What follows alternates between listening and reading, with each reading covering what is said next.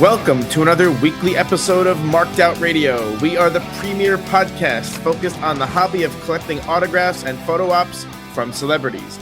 We talk about autograph conventions, on-the-street encounters, and everything else about the hobby. I'm Sean. And I'm Dana. And let's just jump right in and talk about our exploits this week.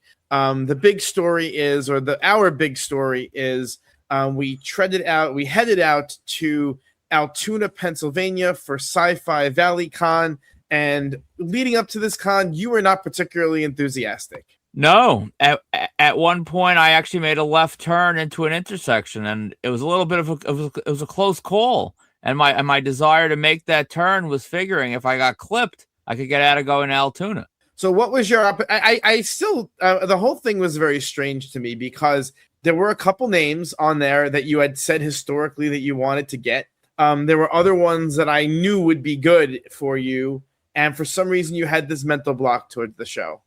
It just didn't have the level of talent that I usually require to make such a trip. That's really what it comes down to. There's usually a couple names that give me a feeling that it's like it's worth making that trip. This didn't have that. So, I mean, for me, the big names were now I'm losing my train of thought. Maxwell Caulfield, who I needed. A couple items and a photo op. Peter Facinelli, who I needed multiple items from. Eliza Taylor from The 100. A couple other cast members from The 100. And so it was. I had a lot of people. Maybe there are no top stars or top wants, but it was a lot of serious mid card stuff for me. So in any case, our plan was to do the usual Steel City type run. We would leave 3 or 4 a.m. on Saturday. We would do the con on Saturday. We were going to stay over into Sunday, and a wrench was thrown into those to the works there for those plans. Yeah, the Knicks had a huge comeback in Game 4, which then made Game 5 a potential clinch, and I wasn't about to be celebrating a Knicks victory in Altoona, Pennsylvania. So I just, for the sake of and people like me, what does it look like to celebrate something that you have nothing to do with? Well, actually, last night I was sort of half asleep at the time because I was exhausted from the drive. But I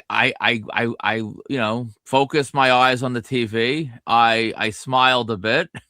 I opened my phone to Fanatics and dropped around $270 on gear. And yeah, that was a celebration. It's just one of those things. This is not really the subject of the show, but it's one of the things I will never understand the emotional investment that people have in something that has nothing to do with them. In many facets of life, it's just one of those things that I don't. Whether it's like the Olympics, where people go crazy about strangers doing stuff. Or I mean, sometimes if I see something cool, I'm like, oh, that's cool, But I have no real sort of emotional connection. But there were people I heard it in New York City last night. Penn Station was just destroyed. People just literally destroyed Penn Station. And that's one of those things I'll never understand, why people have such sort of an explosive, emotional, visceral response. And it's almost as if they're... In hindsight, I should have set fire to a neighbor's car. I think after the recording of the show, I'm going to do that. It's just one of those things that just to fully celebrate. Yeah, there were all kinds of stories of people doing weird stuff like that. I really thought, that the sort of bottom of human civilization is Philadelphia, Pennsylvania, as far as people doing just ridiculous things. But New Yorkers really were doing ridiculous things too, in celebration of total strangers succeeding, I guess, at something. So it's something that has always struck me as being interesting. But anyway, you were adamant that this game had to be enjoyed from the comfort of your own couch. And so we had to kind of call an audible and make some changes to our plans. And so I was nervous. The plan was to get to Altoona and do as much as we could by, say, 2 p.m. and then head out so that you could at least get home and watch other people do stuff on TV. So we get to Altoona in pretty much record time. I mean, I think it was about 4 hours and 15 minutes, 4 hours and 20 minutes that we took. I mean, at one point I got the marked out mobile up to 105. I was flying. I mean, I given that you have no like you don't have a spare tire and a jack, you don't have an air compressor, you don't have a battery jump start. Like you have none of the things that would be useful if you ever had a car situation. I think you're a little bit reckless with the car. I mean, to be fair, if we careened into a mountain going 105 miles an hour, I mean, I don't think any of that would have mattered. That's fair. It's one of the reasons why I generally prefer driving. But I was not about to when you offered to drive yesterday after making the change to our schedule, I was not about to object. Well, to be fair, every time I saw the car hit the triple digits, I brought it back down to like 85, and then I would just get lost in the flow of traffic or the lack thereof, and then I would catch myself going up, and I wasn't trying to go 100. Why don't you just use cruise control? Yeah, I should have. That's fair.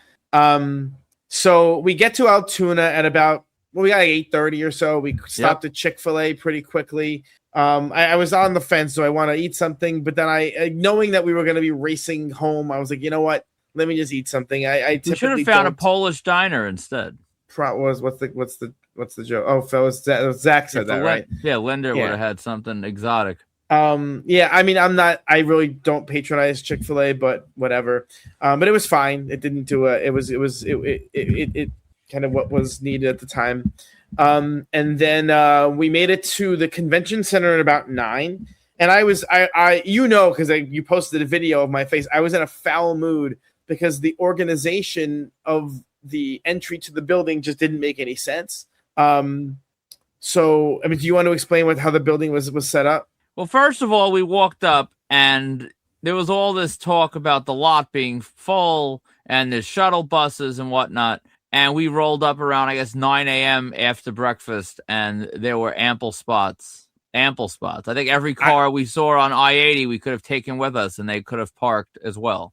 Easily 100 free spots. There was never a concern that we were not going to have parking. No. Yeah, so we walked up, and there were 2 lines. And at this point, you had a line of maybe like 10 people on the left, which were the pre-order people, and the people on the right that needed to buy tickets, which is fine. That makes perfect sense. And we figured in that hour that we had between doors opening that we would be able to just pay for the ticket. We were already paying more for the ticket because we didn't pre-order. I didn't pre-order because I was kind of hoping I'd be struck by lightning prior to having to go. I don't know what you were waiting for because this was like your game 5 of the NBA Finals. I thought you were going to flake. Really? Yeah. It was bad enough it was bad enough we prepaid for the hotel. But I was in for that money, so I was like, I'm not gonna throw good money after bad in case you flaked. You really thought I was gonna flake? It was Is that my reputation? Marked out universe. Is this my reputation? Is this who I am? Come on. I was somewhat concerned. So and whatever it's a $5 insurance policy to not buy in advance. But anyway. Every con allows you to buy tickets before opening, and then if they wanted to create a separate line, to still penalize us for not pre-ordering, that's fine. But they just steadfastly refuse to accept any money not even until the doors opened, until the entire pre-order line was in the building. So it was very, very strange because the people were sitting at the table inside the building for an hour doing nothing when they could have collected the money of probably by the time doors opened, probably 50 to 75 walk-ups, we would have all been paid. And this way, when doors open, they could have let the pre-order line in first and let us in second, and it could have been very orderly. Instead, as I predicted, at 10 a.m., they let the pre-order line in, the line ended, it was fine. Then they allowed us to kind of go in, and then we were all crunched up at the table trying to pay. It was just a waste of time. It didn't make any sense. It was just one of those things that they probably have been doing it this way for a while, and so they haven't given it any thought. And truth be told, we were on the con floor by 10 after 10 anyway, so it wasn't like a huge deal. But one of the things that just in life that just bothers me is inefficiency. And when you see people just being grossly inefficient, it's annoying, especially when we're sitting there preparing for and predicting inefficiency, and all of the volunteers were dancing around and trying to get people to do chants on the lines, and I was just growing increasingly hostile towards their exuberance. Yeah. Was the guy with the megaphone that almost cracked his skull tripping over the planter? Was he? I thought he might be like the guy. I'm not sure if he was a volunteer. He seemed like a special level of extra chromosome there. I think he might have had some authority. Yeah, maybe. I mean, I will say the volunteers for the show were of a particular demographic variety pretty consistently. And I was like, oh, man. And then you start having this existential crisis where you're standing in line going, is this me? Is this who I am? Do I belong in this group? Because I didn't think I did. And I don't really want to, but I kind of obviously do belong with them because we're all here for the same thing. And I don't know, do you, because I have these crises while I'm staying there. Do these thoughts go, do you think the same thing? Not really. I mean, I think as we like we sort of made that like a backbone of the show, sort of celebrating the fact that we're all kind of deformed mentally, I guess, that we're not all there, and that's who we are. But I mean, I think there's always winners amongst the losers, and I think we're kind of like I think we sparkle a little bit more as losers. Possibly. I don't know. I think we're a little more able-bodied, maybe, and able-minded. I mean, it feels demoralizing. And standing out in that line, just watching the specimens of humanity walk, roll, and shuffle by, I was like, I started to feel like, oh man, like I don't know. I felt bad about myself consistently. It should make you feel as though that that you're ready to win. Like you see all these people, no one can be as deranged as you. If you start running to a line to cut them off, you're gonna win. It's a good thing. I don't know. I feel worse if I saw like athletes coming. I'm like, oh, good. I have these moments of reflection. So in any case, we go in there, and it's such an interesting sight to see a con like this, where it's a small con. They were advertising pretty heavily that about 10,000 people come through for the weekend. And so, 10,000 people is a lot of people. And I really thought we were going to see some long lines. And so we get in there, and the Twilight people are there, 10 a.m. signing already. The Starship Troopers people, Casper and Dina and Michael, they're like clockwork. They are there. Jake Busey, they are there at 10 a.m. They're probably there. Honestly, they were probably there 9:55. I wouldn't be shocked if they slept overnight at the booth and just like woke up and started. I like that level of hustle. We've mentioned it before. I appreciate it. I admire it. It just shows that the people there, they understand why they're there. They're there to work. Between 10, so we get. I really hypothesized that Eliza Taylor and Bob Morley, the stars of The 100, they would have the longest lines. That's what I thought, and so I figured let's get Eliza Taylor first because she's never here. And talking to her, I realized she's Australian. That's why she's never here. She just doesn't come. The flights are really expensive. She doesn't get brought to too many cons in the U.S. And so that's the beginning and end of it. That's the answer. And so we got in her line first, and so I'm getting a little bit anxious because the time is ticking. The Twilight people are signing. I only need one of them. I need Peter Facinelli. But fortunately, like Maxwell Caulfield's not there. Johnny, Whitmire, right? He's not. Well, Whitmore, maybe. Whitfield? Why can't I remember? It's definitely not name? Whitfield. I think it's Whitmore. Why can't I? Is it? No, why can't I remember? This is the second time I've forgotten his name. It's really bad. It's really bad that I forgot. I actually forgot it like in the moment too. It's probably the second time he's forgotten his name today as well. So it's fine. Yeah. He was shot. But I don't want to screw it up. It's Whitworth. It was not. We guessed none of the right. It was whatever. It was Whitworth. Yeah, we don't want to screw it up. That this is much more dignified for him and for us. No, I'm gonna forget it again. You know what it is because like that guy Whitmire. That's like that. He's the Kermit the Frog guy is Whitmire. That's what I got the two mixed up in my head. That's why. So Whitworth. Did I say that? Yeah, Whitworth. I'll forget it again. So in any case, he wasn't at his table. Maxwell Caulfield wasn't at his table. So a lot of people weren't at their table yet. So we're sitting in line for Eliza Taylor. She comes out with Bob Morley at about 10:30. So I'm thinking, all right, fine. So we're in her line relatively quickly by 10:45, 10:50. We're done. She's fantastic. She's very chatty. She's fun. She's laughing. She's talkative. She's really nice. I know that Bob Morley's photo op is at 11. So I'm like, let me get in his line. It wasn't that long, maybe 10, 12 people back. let me get in there, and hopefully I'll get in there before 11, so then he'll be done. Because by this point, Maxwell Caulfield is at his table, Johnny Whitworth is at his table. So I'm like, let me just take care of business here. So I get in line from Morley. 5 minutes later, they pull him for his photo op. But I'm thinking, you know what? We still have hours. You know, it's 10:30, 11 o'clock. We have hours, but we have to leave. At least 2 hours, 3 hours. So I'm not terribly worried. So we go over to Whitworth.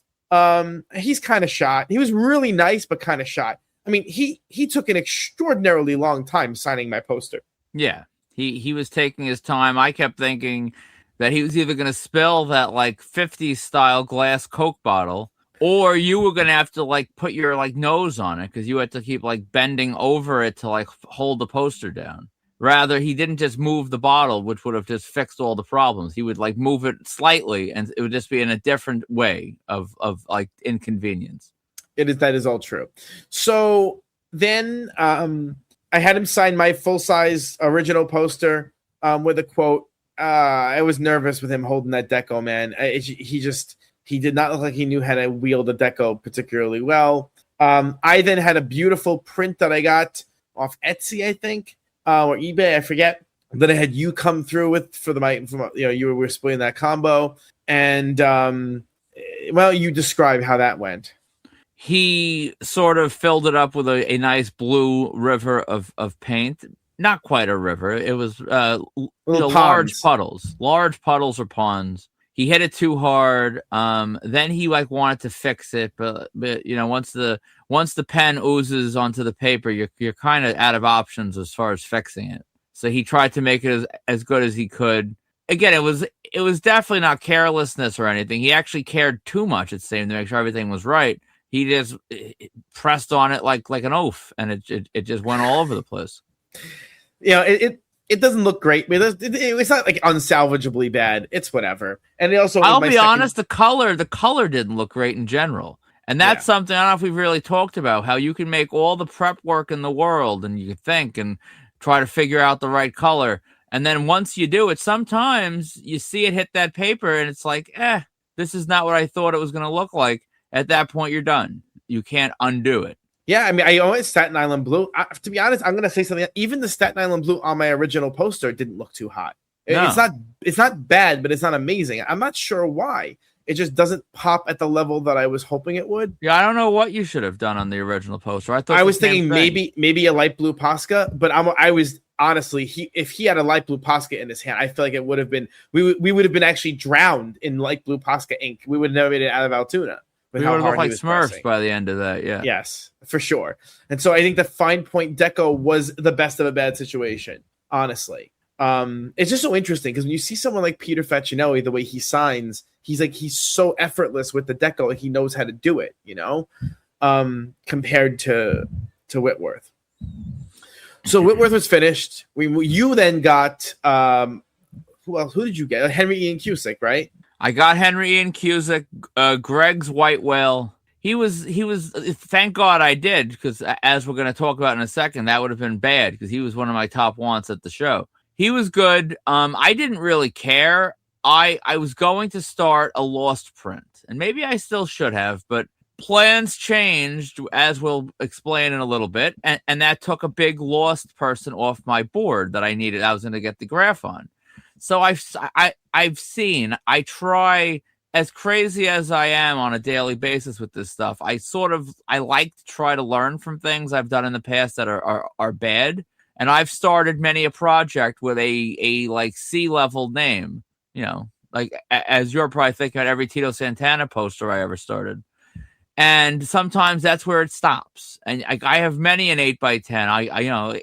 You have a Godfather poster signed by the deli clerk, for example. Like, what's the point of that? So I'm like, let me not start with him, because if that's all I ever get, it was a waste of money. So I cut a lot of autographs before I got to Altoona. So I was just going for the photo op. And he was doing a lot of selfies on your phone, which it's whatever. I'll prefer not to have a selfie, but I'm not going to argue with them if they're insisting on a selfie. So I hand the phone to the handler, which typically is all you need to do, and they just take the photo that way. But he's like, oh, no, it'll look so much better this way because you have all the fans in the background. If I take the selfie, we're facing the other way. So I'm like, you know what? That's fine. I really didn't care. It turned out great, but like he really had a desire for this selfie. I'm not sure why, but he was nice, and I did that. And I looked over at Adina Porter, who I didn't even know I needed. Somehow I didn't see her picture on the website. I don't know. Or maybe I was just in denial about Altoona and I really didn't look the way I should have looked. And she was Tara's mom on True Blood. And I thought about, let me hop over on the line and get her as well. But I knew you needed her. And we also needed to do Caulfield from Empire Records. And now that I celebrate Rex Manning Day and I watched the movie and I enjoyed it, I actually wanted to get him as well. So I'm like, all right, forget it, Dina Porter. And I went over to you, who you were still trying to let the print dry out. I was. We forgot. We actually skipped you getting Michael Ironside. Oh, yeah. That's actually pretty good. Michael Ironside was there. I never got him, but I've realized that he's only getting older, and he's probably only getting fatter because, I mean, that's typically what the old overweight people do. And I decided that I've skipped him several times, and he's someone of importance in Hollywood to, enough that I should get him. Plus, the prices on the website were very affordable, honestly, across the board for all the Starship Troopers people. The little rat sent me a card to get signed. People out there in the marked out universe don't get any ideas now to like message me and try to send me cards. The little rat is one of a very select few that I would even consider such a thing for. I don't really like the majority of you enough to do that. No offense. So I had his card, and of course, Ironside and the entire panel of the Starship Trooper people, they all raised their prices by $10.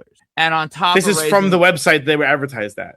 Yeah, and on top of that, they also apparently anything not 8x10 is considered premium. So the little rat's card was actually up by I guess $20 from what the website said. My selfie was up, everything was up. So I didn't bring enough. I actually did bring enough cash, but I don't bring hundreds above. I try to keep my budget in check so I don't go crazy. And that kind of made me sweat a little bit. But he was nice. The little rat's card was all mapped out with the Post-it note, and he had his Statler. And Michael Ironside said, well, what do you think I am? And he used the word I'm not allowed to say on the air, but it involves tiny people. And, I mean, you'll hear him say it yourself when I post the video. And he did as good as he could. It turned out good, I think. The little rat will be the judge. Yeah, Ironside is done. He can now, if he was to drop dead tomorrow, I got him. There you go. So then we went to Maxwell Caulfield, and, he was kind of, he's an old man, and he's a very, very, very nice guy, very, very talkative, but he also had issues with pens. I gave him the Staten Island Blue Deco, but he wanted to use a fat tip, medium tip, I should say, non-metallic gold deco. And I'm like, no, get that away from my poster. And it was funny because his handler knew that we were experienced, because his handler was like, no, these guys know, just use the pen they ask you to, please. Did you hear him say that? Yes. So he did a really nice job.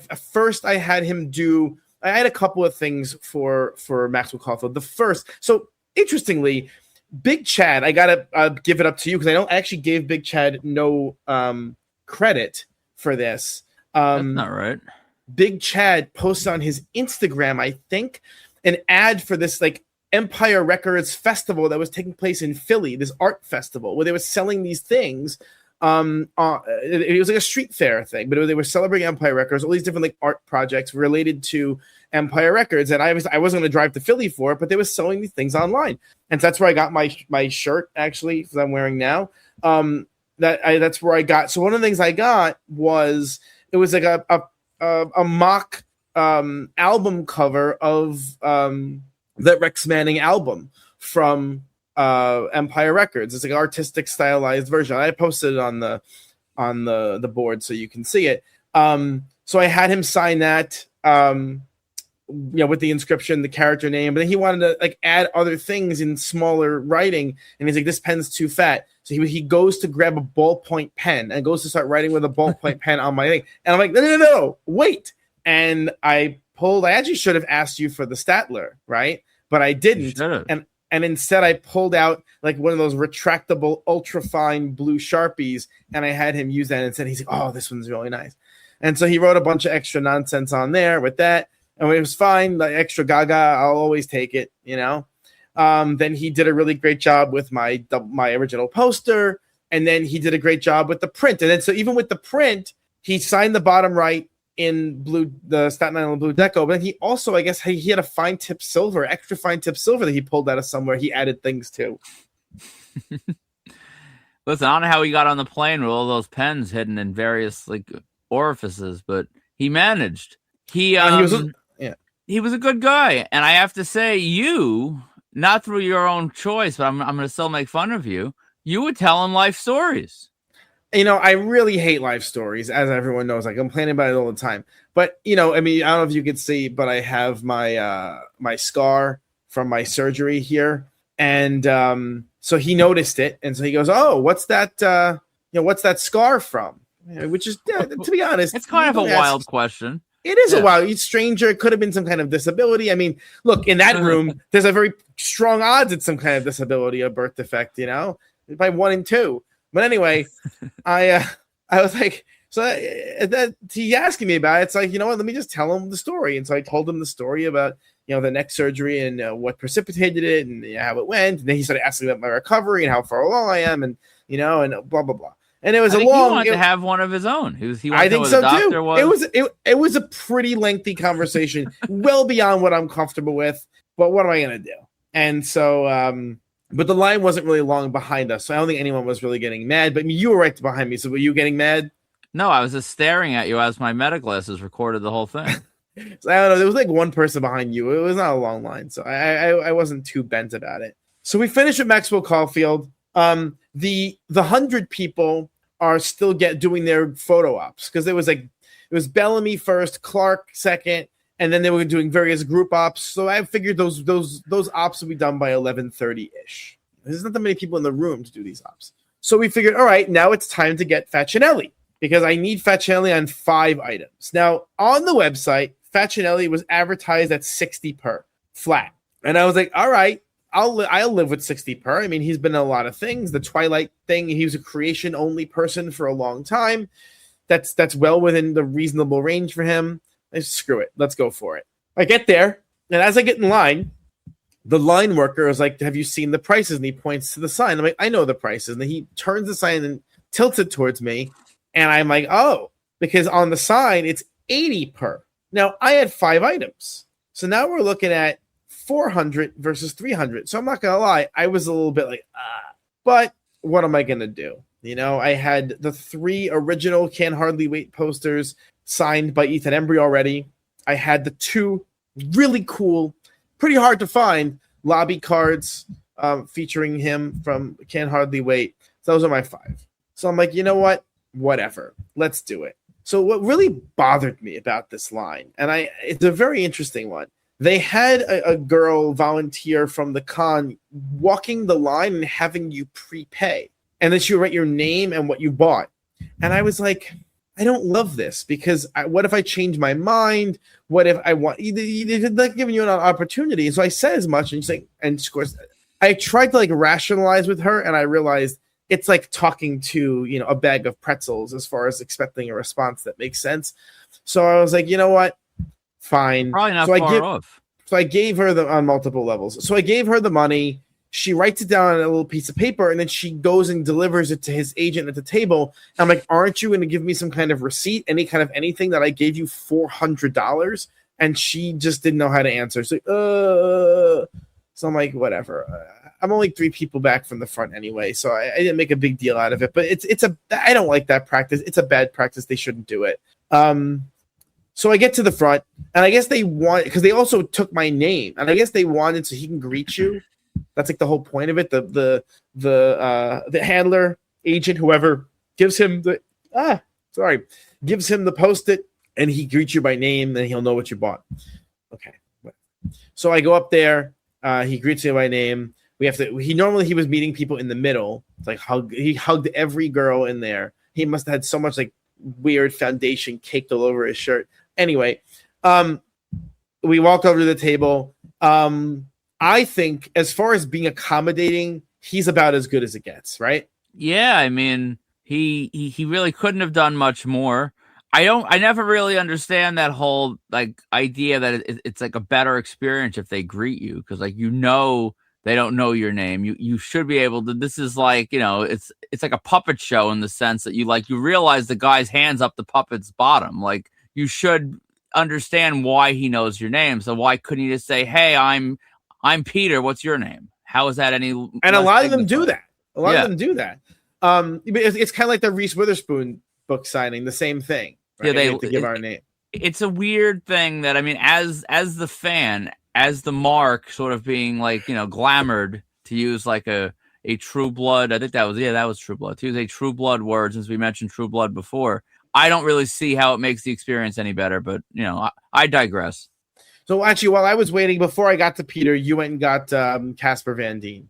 Oh, speaking of experiences, Casper Van Dien, nice guy. Apparently, he's now a Twitch streamer, which, I mean, I think it's always good to infiltrate the platform where you are probably the age of the average user's grandfather. That's always a recipe for success. And the volunteer was like trying to upcharge me on, like, I was getting a selfie, which was supposed to be $40 and was of course $50. And she's trying to explain to me how, and I really wish my glasses were rolling, but at this point, when I realized it was something worth recording, it basically had already started. And I figured, who wants this incomplete, whatever. But she goes, "Oh, you sure you don't want to get a combo? Next year, he's going up." So, I mean, in this world, going up, what the hell does that mean? He's entering the convention in the sky. Where is he going? So I'm like, well, am I going up where? And she's like, his price is going up. So I, of course, ask, why? And she's like, "Oh, well, he made a new movie with Denise Richardson." And Denise Richardson. Denise Richards is barely a name. Denise Richardson is not a name. It doesn't exist. So I look at her and I'm like, "What's the movie called?" "Oh, I can't tell you that." Okay. I mean, unless it's some like weird like home movie that they made that's about to hit like OnlyFans, I'm pretty sure you could talk about it, but whatever. And I'm like, "Yeah, I'm good. I'll stick with the selfie." And I go up there, and he wanted to do like a multitude of poses, which is nice. I'll take anything, even if I would never post the weird poses we did. I appreciate someone trying to give you a little extra. That's cool. And then he hits me with the question of, "Do you play video games?" And of course, not that far from the truth, but even if I was playing a video game, the second I walked away from that table, my answer was an emphatic nope. And he's like, "Well, if you decide to, come kill bugs with me on Twitch." And the handler like took my still had my phone and like snapped a photo of his sign so I could like use the QR code later and like join his Twitch. And he was nice, but the whole thing was like the handler made it weird. But I mean, that's, I guess, her job to try to get people to buy combos. So I don't blame her. Yeah. So anyway, I get up to Facinelli. I had my 3 posters labeled with all 3 different quotes from the movie. He laughed at them. He acted them out basically, like as he did in the movie, and which is that would have been funny. Cool if I saw the movie. But go on. Yeah. But the lobby cards, I wasn't going to have him do quotes because they're a little bit smaller. I didn't want to sort of fill them up. But then he's like, "Oh, there are other good quotes that I had," and then he like came up with his own. So and he just did them. So I mean, it's hard to complain about that because he was clearly very enthusiastic about it, or at least play acting at being enthusiastic about it, which is fun, And then and he's doing it. Mike Dexter is a god. And he did his whole, he did his whole spiel. I think it's funny. I think that movie's great, and I think when an actor is actually enthusiastic about what they've done, as opposed to say like a what the hell is her name, Exorcist, Linda Blair, who's just miserable. You dare mention what I did. It makes the experience a little bit more interesting. It makes it more fun. You can laugh, have a good time with it. They know they're trying to put on a little show, and like it's a difference between someone who is enjoying what they're doing versus not enjoying what they're doing. And it's always nice to be around people who are enjoying what they're doing. And he's a con pro, and I appreciate that. I do. I bet there was some genuineness to that because all he heard, I'm sure, was Twilight. And this is probably a role that he has A, better memories of making, and B, I mean, if you are spending your entire time talking about one thing, you'd be happy to talk about your colonoscopy. Just to have something different to talk about. It's definitely true that I was the only person up there with can't hardly wait stuff, at least in that original line. But in any case, it was a good time. I spent more than I wanted to there, but now I have 3 original Can't Hardly Wait posters signed by 2 people who are pictured on it, but definitely the 2 smallest stars on that poster, because the rest of it's like Lauren Ambrose and Jennifer Love Hewitt. So like I'm gonna whatever. Here we are. Now I have 3 of them, and I don't know why I have 3. Like it's because you had asked me, are you going to sell 2 of them? But the problem is they're all different quotes. I don't know which one I like the most. Yeah, I don't know why you did that. Because I told you why I did that. No, well, I don't know why you did 3 different quotes. You're setting yourself up for failure. No, I want a variety. I want the variety. Right now, I'm enjoying these posters. I'm enjoying them. If I at one point stop enjoying them, we'll cross that bridge, But I'm enjoying the posters. It's a good time. I love that movie. Ethan Embry was a blast. Peter was a blast. And so look, Jennifer Love Hewitt has never done a con. She did a couple of privates. The last one was a couple of years ago. She's got to do a con at some point. Lauren Ambrose has to do something at some point. I don't know why she hasn't yet. Doesn't make any sense. Anyway, that's that. So after this is over, like, okay, it's around now 11:45, noon, something like that. So all right, let's check to see the 100 people should be back from their photo op. And what do we discover? Well, you actually discovered it first, so you noticed that what was her name? Adina Howard. Adina, her desk, her table says she'd be back at 3:30, which is really odd because like she came out at 10:30 in the morning, was working for about a half hour to 45 minutes. So she was done by 11:15 or so, and she's gone until 3:30 on Saturday. That means during the peak hours of the show, she'd be gone from 11:15 to 3:30. Those are the peak hours of the show. Where the hell are you? Well, let's keep in mind they did have the group op, and I think they also had a panel, correct? The group op was at 11:30. Keep going. The panel was at 1:30. 1:30. So there were little things here and there. I guess the panel is probably an hour, I would imagine. No, I've never done panels. Half hour. So that would give her an hour and a half lunch, which I don't typically take hour and a half lunches. The few times I have or have, I'm not supposed to. So, when you're trying to make money, I don't think card salesmen are going out 90-minute lunches when they're trying to make sales. It didn't make any sense. So at that point, Bob Morley, Bellamy, his table didn't have a sign. I thought he'd be back expeditiously. And the guy who was definitely in charge of that area from the show, he came over and he's like, right now we think he's going to come back at 2:30. And it was about 12 o'clock. So I'm like, there's no way. Even if you didn't need to get home and watch people play around with a basketball, I was not going to wait 2.5 hours for my lowest want of the show. It just didn't make any sense. Let the record state that I did offer that we could say. You did. But I also said, listen, there's no guarantee he's coming back at 2:30. I could have gotten the car back up to 105 on the trip back. I don't think you ever could. Hours. It was enough traffic where I actually don't think you could have. But so I was like, you know what? Screw it. Let's do a lap around the vendor room, see if there's anything interesting that jumps out. When we went, there was not. Spoiler alert, there was not. It was mostly 3D printed garbage. Really, the worst vendor room I've ever seen. Mostly 3D printed garbage, some handmade craft garbage, lots of like fudge and other sort of baked goods kind of things, which is still fine, whatever. That I have no problem with. Some handmade leather tooled stuff, which is fine, but just nothing of, nothing that I liked. And then we decided, of course, one of the draws for this show for us were the wolves. So we've joked about this, for a few weeks, but one of the things this show had offered was the opportunity to take photos with a wolf cub and an owl. And the idea would be, so you were supporting some animal sanctuary if you pay to get a photo with these animals. Now, I'm going to be very honest, because you asked me repeatedly, because you were bugging out about how much cash you had on hand. You're like, how much is this going to cost? What do you think it's going to cost? I'm like, I don't know. $20, $40, maybe? Yeah. Maybe? Like, how much could it cost you sit next to an animal for 5 seconds and take a picture? Well, we go to the booth, and as soon as... Okay. Well, first of all, you scoffed at me. I told you earlier in the con, I said the wolf might take a break. We don't know how long the wolf's going to be at the table. We got to get to that table now to make sure that we actually can find the wolf. And you laughed at me and said the humans come first. You're very insensitive to the animals of the world. And you said that the wolf was going nowhere. The wolf was going to just shit under the table and that it was all fine. All right, so you're saying this because we get to the table and it said the wolf is on a break. Yes, the wolf was on a lunch break. The owl was not. The owl was there, perched on his handler's arm. The wolf was nowhere to be seen. So we're like, okay. But then we look at the pricing. And the pricing menu is very vague. It said, I kind of ignored everything because the photo opportunity with the wolf and the owl, it's the only thing I really cared about, was $150.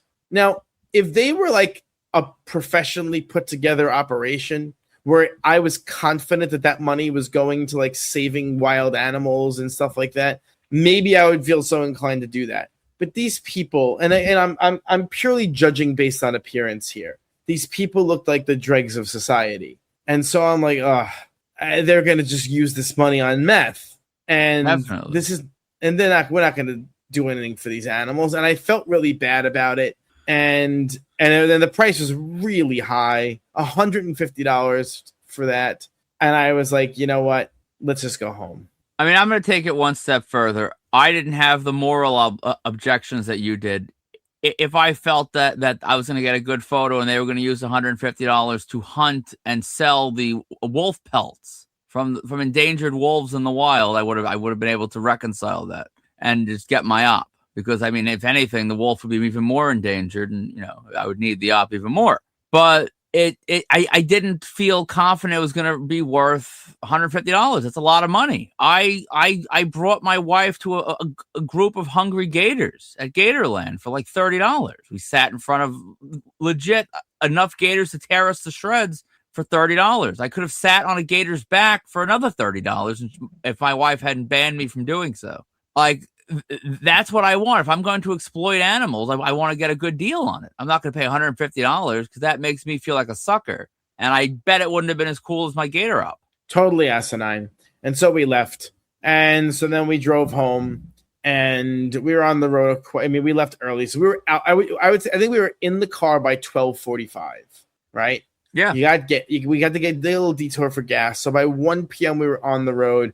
I rolled up at home at 7 o'clock. Right? It was 8 o'clock. Yeah, 7.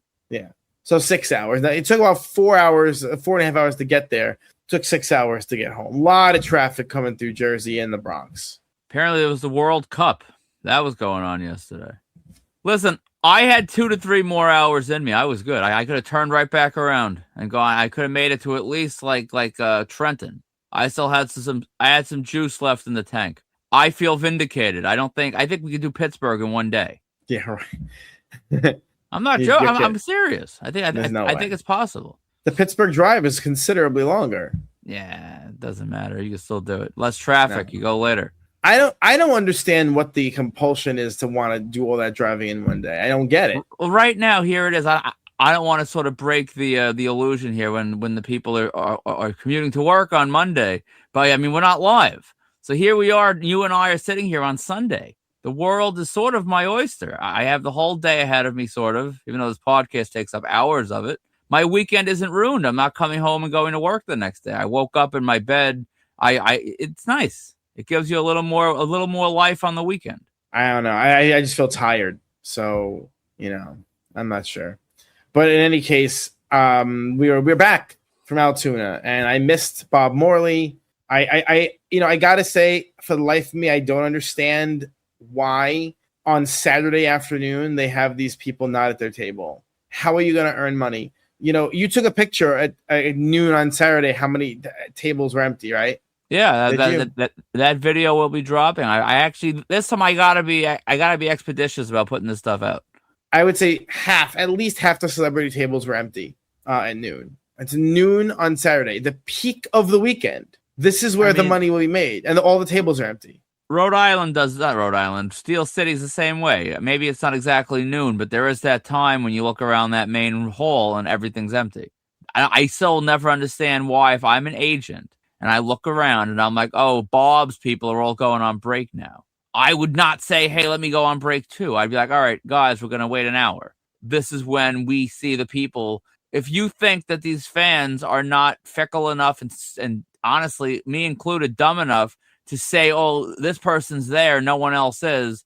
I got an extra $20. What should I do with it? And that's what we do as collectors. You want to be the impulse buy. If everyone's gone, there is no impulse buy. It's all empty. Yeah, I don't know. I just don't. I don't for the life of me. I just don't understand what their rationale is. The goal should be to sell. You know, you can't sell if you're not at the table. If the merchandise is not on display, it cannot be sold. That's it. So, I mean, to be fair, this problem is not unique to Altoona. Like we said, it's at Steel City, New York Comic Con. I mean, when we were down there this year at New York Comic Con, it was Lanza pointed out just how many of the tables were empty on Saturday afternoon. It's like, why is eating at the table sort of like passe now? Why do you have to eat? You just got there. They just got there. It wasn't like they got down there at 10 o'clock and they were taking a break at 12. They got down there at 10:30 and took a break at 11:15. That's crazy. They were barely doing anything. They were barely there at all. Maybe to them, lunchtime is lunchtime, and they just want. I mean, I'm not going to begrudge them wanting to eat, but so all right. So fine. So the group ops were done by 11:45. So let's say you take lunch from noon to 1, right? Yeah, that's reasonable. Your panel's at 1:30. Sign from 1 to 1:30. I don't know. And then at 1:30, the 1:30 is over at 2 o'clock. And they need another half-hour break. This is constant. This is the time to make money. You're not making. No one's there at 6 o'clock anymore spending money. These cons clear out that early. It doesn't make sense. I think honestly, I don't know why did a show like this even stagger their photo ops that early in the day? The photo ops should have been late in the day. Then I think the logic always is that we as people, we come to these shows, we're there all day long. We're a captive audience. We've paid the admission. We're not leaving. We are going to be there from open until close. And if anyone that wants to meet these people will do it, and they will bend and contort their day based on the whims of their schedule. And honestly, I imagine the majority of the people probably do. They'll go out and do something and come back, or they'll go to the cafeteria, or they'll eat fudge, or they'll do something. And we were the ones that we left. And honestly, I mean, if we were staying over for the night, we probably would have went back and gotten who we needed, because it would just kill the time. But right. I think that's what we would have gone on a Target run first, though. Yeah. I think it's all just ego and hubris, and that they're not going anywhere. They'll give us their money whenever we are ready for it. Monster Mania is smarter about this stuff though, because they do all of their panels at night after the autographing hours are over. Why would you interrupt your peak hours by having them when you do these stupid panels? The panels take money away from the con. They take money away from the vendors, right? The vendors can't sell when people are in the room with the panel. The autographing the celebrities, they can't sell autographs. The panels they're purely for the vanity of the con. Do them in a row towards the evening. That'll save you issues too. It's the same reason they handle the ticketing the way they do. They lack the vision to really plan something out in a very efficient way. And it's all, I think, for most promoters and vendors and stuff, the vanity is a lot of it. They want to create, they think it's New York Comic Con, where, maybe the Iron Man panel's at 2 o'clock, and that's just how it works. And they want to create and curate this entire day's schedule that looks like they're just this major show. And it's really an autograph show with shitty garage sale vendors. I'm not trying to bash it. I would go back in a heartbeat, but that's what it should be. An autograph show, the first priority should be the people signing autographs. And then if you want to do a panel, you fit it in when that's sort of complete. Yes. Monster Mania handles the panels better than any other show. That's why they've stood the test of time. People complain about some of the most recent lineups. Even you were saying that the other day. But guess what? They are one of the elite shows in the Northeast, and this is why. They have vision. They have a little bit more intelligence than the average guy who's, planning shows. Yes. So that's it for Altoona. All in all, I would go back. The downsides are only minor, especially since most shows have those kinds of issues. The drive wasn't horrible. It's on my radar for October. They're working on the Grimm reunion. There you go. All right, so you did other stuff this week because you're a lunatic. I did other stuff this week because I am a lunatic. That is correct. I did the live podcast recording of Let's Rap About It, which is the fabulous Jim Jones, Dave East, and Mano podcast. And let me just say, and this is not just me being biased because of, that we have a podcast, but that podcast really, really sucked. I wonder if it was just like awkwardness of the live show. You had little people on stage, pre-canned bits about that the one rapper found love with the little person that was twerking, and he was going to leave the show to run off with her. And they had it was just very bizarre. There was like a woman, like a stripper, that would come out if they said something like that required the word pause. And obviously every time they said pause, it was scheduled because each one said it in like a row. And it was far too canned and rehearsed. And you asked me if Vince McMahon in the 90s was booking this live podcast. And it felt like that. Just it lacked some of the entertainment value that would have had. And it really wasn't good. And I just kept watching my watch. It was supposed to be 7 to 11. I got there around 7:50 because I had to take pictures with the New York Knicks subway station. They had the subway entrance, all orange and blue.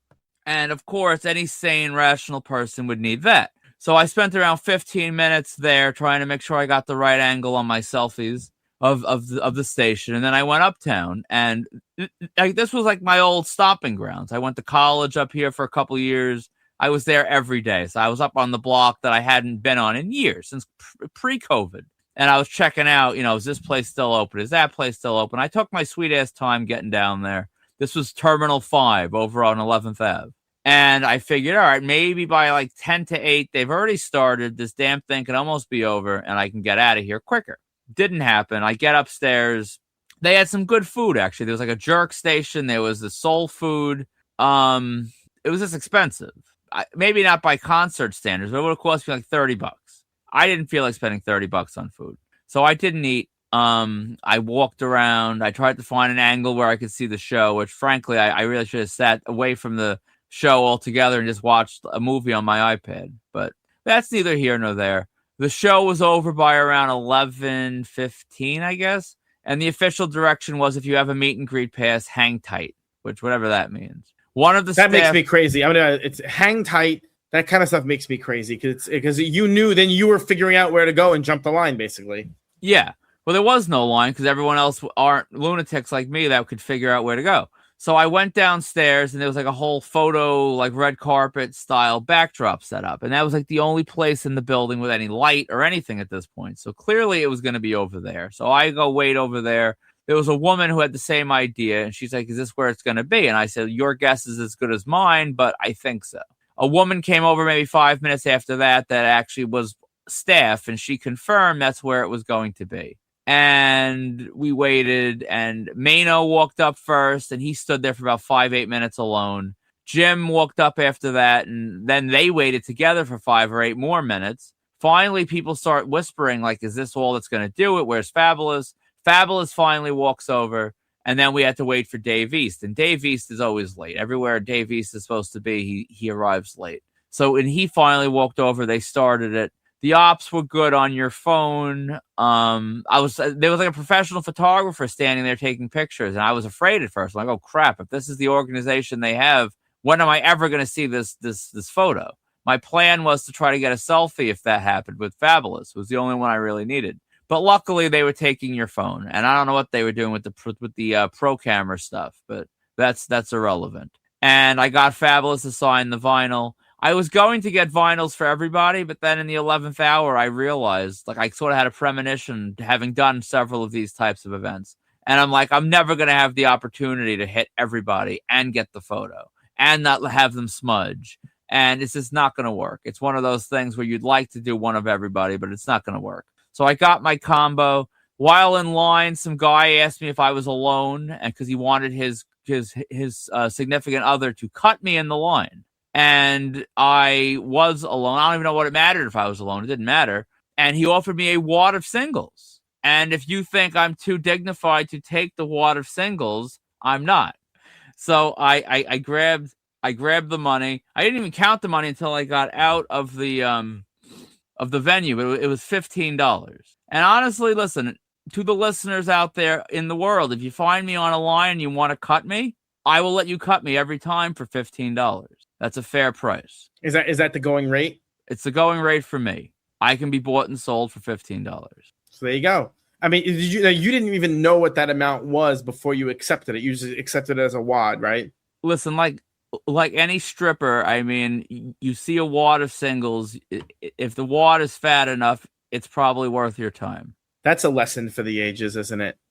I would say. So all told, and you got your vinyl done, and you got out of there. I did caught an Uber, which I'm not usually an Uber guy, but if I would have missed that next train, I wouldn't have gotten back to Long Island until 4. As was, I got back at 2, which blew. But you never want to hit that LIRR like gap in service. Hit that gap in service. You want to just you would actually hope a homeless person just kills you while you're waiting, because that's how miserable you'd be. Around the tracks. Yep. So you also had another event. You and Ari. Did you see him there? I did. I hung out with Ari at the event. Christian Scott of the Mets was at Mulcahy's on Long Island.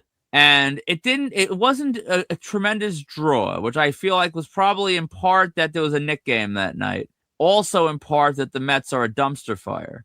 But Christian has shown some flashes. And I've been wrong on the last 3 prospects. I'm much better at identifying wrestling prospects, I guess, than baseball. But I felt inspired. I'm like, let me roll the dice. If Christian Scott hangs around in the rotation for years to come, I'll be glad I did this. So I did. What does that run for the combo? I think it was 100. So I did an 11 by 14. That's a dice roll. Yeah, sure. Did an 11 by 14 metallic design, which everyone loved. It was a hit. I think people want me to do they were asking how they can get in touch with me to do their edits. Not realizing I barely have time and desire to do our edits. I mean, you'd have to pay me significantly more than $15 for me to do an edit. I don't do edits like that anymore. But it looks great. The signature, though, was garbage. A CS. And it's if this guy would become Randy Johnson or something, how is he going to shorten from CS? You should at least get a couple squiggly lines to be the other letters when you're so new. And what are you going to do with that autograph when he inevitably gets traded before next season? I don't know. I have a couple 11 by 14s of the Mets now that these guys are not here anymore. And I even ponied up last time. I would pony up for the inscription for the the MLB debut and stuff. I didn't do an inscription this time, so I don't know what the hell I'm going to do with them collectively. That's all of our combo hunting for the week. So I think this is actually the longest segment we've ever done on our week. Sadly, yeah, we're really going. Altoona, we made the segment as long as the drive, I guess. Yeah. So the board was popping this week. I mean, something to note, today, this Sunday, we're going to cross 7,000 members. And the only significant thing about that is that we were just talking there's not that long ago. We're like, oh my God, we got to 5,000. And then we got to 6 really quickly and 7 even more quickly than that.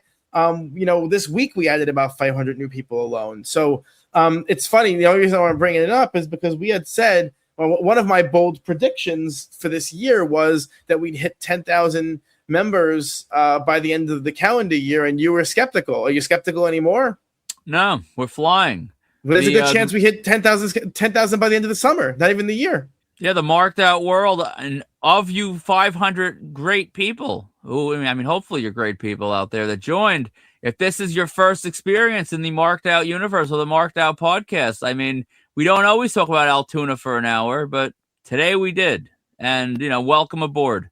What else? Let's see. So certain things happened on the board that kind of caught fire. Zach Chiera. So you explain this one. Well, let's see. Zach Chiera is a Seinfeld collector and a Seinfeld nut. And he traveled to Massachusetts. I think he lives in New York, New Jersey. I'm not sure which one. Probably New Jersey. But he traveled up to Massachusetts to meet Deborah Jo Rupp. I think that's how you pronounce her name. That's the mom from the 70s show, right? Yeah, Kitty Foreman. So he traveled up there, and I imagine most people that would travel up there would probably be going to get her from, that 70s show. Granted, some of the cast members are disgraced right now, and other ones are impossible. but it's still a good show. But no, he was there with his Seinfeld print, and he got it, and she was nice, and he posted his report. And wouldn't you know, he crossed 500,000, 500,000 hits, and it's massive, a massive hit. And I don't think I had to ban a single person. It was honestly Everyone was all nice? it was nice. It was like kumbaya. They were excited about, a couple people were outraged he didn't do the, that 70s show stuff, but like that was a reasonable reaction, and they weren't mean about it. It was a really just wholesome type of thread. It was really nice. There you go. Class 316, once again, setting our world on fire. He went to try and stalk some UFC event and get Dana White, among others. And what exactly were people complaining? Oh, I guess because he was fighting with the security guard that people were complaining about it, right? Fighting with the security guard, and he was stalking Dana White and all of these things. Like you said earlier, Class 316 is still a draw. I think he might actually be a bigger draw in terms of just overall like bodies in the room than he was 15 years ago, because now we exist in the cancel culture. Everyone has a voice and is outraged about everything. And God forbid Class is stalking Dana White outside of a Barnes & Noble. Back in 2010, a couple of people would have rolled their eyes and laughed. Now it's a thing where everyone must speak up so we can cancel Class. But what they don't realize is you can't cancel a man who washes his testicles in Lowe's Home Improvement. He lives on the fringes of society. You can't cancel him. He's uncancelable. And not for nothing, but he gets results. He did meet Dana White outside Barnes & Noble, so it's hard to argue with it. Captain Kangaroo, I believe his saga as it relates to Leap Epic ticketing, Epic photo ops, has come to a conclusion. The issue was that he had a medical episode at a show that caused him to miss a photo op inexplicably. Instead of just refunding the photo op, which what Epic would have done before they were acquired by Leap, he got the runaround. He got excuses. He got treated nastily, and he persevered. We discussed it last week, but as he persevered, and it's my understanding that Leap not only refunded him the cost of that op, they actually refunded him all of his ops for that show. They did the right thing eventually, but I mean, he shouldn't have needed to go through all these hoops and extra layers and steps. And I mean, you have all the people. I'm not passing any judgment, although I kind of am. But you have all the people out there that fake ADA on a daily basis. I'm not looking down on it. As we've said, it's actually smart strategy. If you can't beat them, you join them sometimes. But I mean, this guy, I don't think Kangaroo was faking having a nebulizer. Like, he wouldn't need to go through all these levels of whatever, of shenanigans. Like, I don't know why in this world you would even dream of giving someone a hard time who's saying they had a medical emergency. In 2026, like, really, that's the hill you want to die on? It's weird. And I don't know why they made it so difficult. Yeah, I don't get it. I do get it, because most people give up. That's why. Yeah. Most people give up. Most people aren't the captain. And that's true. They should have known who they were dealing with. So good job, Captain. In other news, this was funny to me. So Big Chad was the one to break this news on the board. We had formulated this whole plan, right? That because you were unable to go to Fan Expo Philly, we were going to go to Boston instead. We were going to go to Boston and Terrificon as a loop instead of going to Steel City. That was the plan. And of course, this week, Fan Expo announced that Mr. T was canceled from Boston. The combo gods shat directly into your open mouth, right out of the clouds in the sky.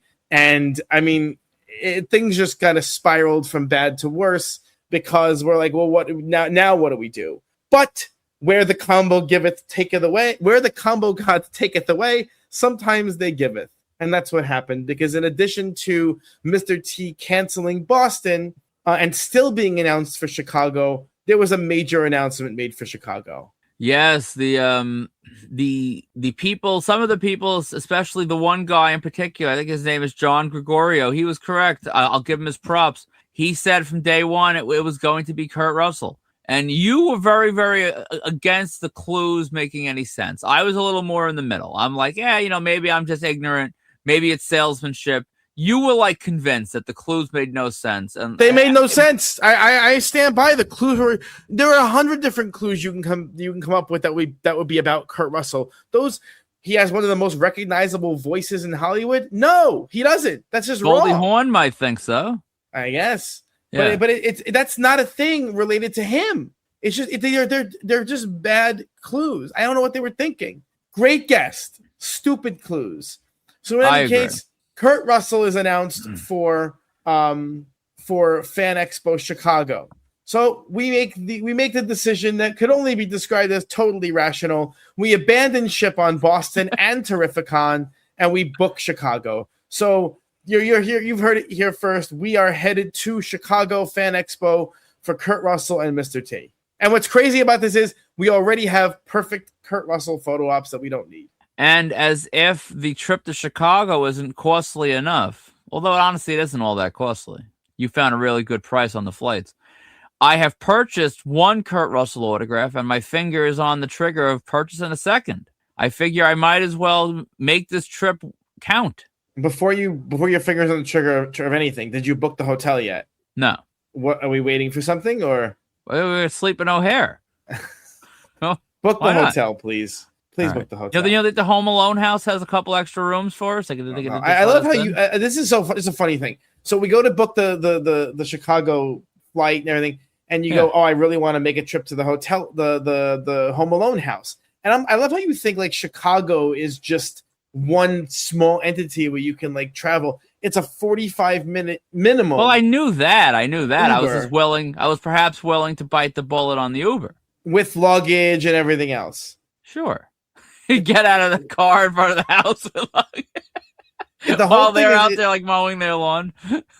It's not like you're in Chicago for all these days. You're driving around. You're going to tourist attractions. None of this is happening. It's a con day, and you want to take this detour. So we've agreed that we're punting on this, right? I think so, because my wife, who honestly was totally fine with me going to Chicago, but she sort of drew the line at me experiencing the sights and sounds of Chicago without her. She's fine with me spending lots of money at the convention and leaving her home. That's actually preferable. But if I'm going to start seeing sights and sounds, I don't think she's thrilled.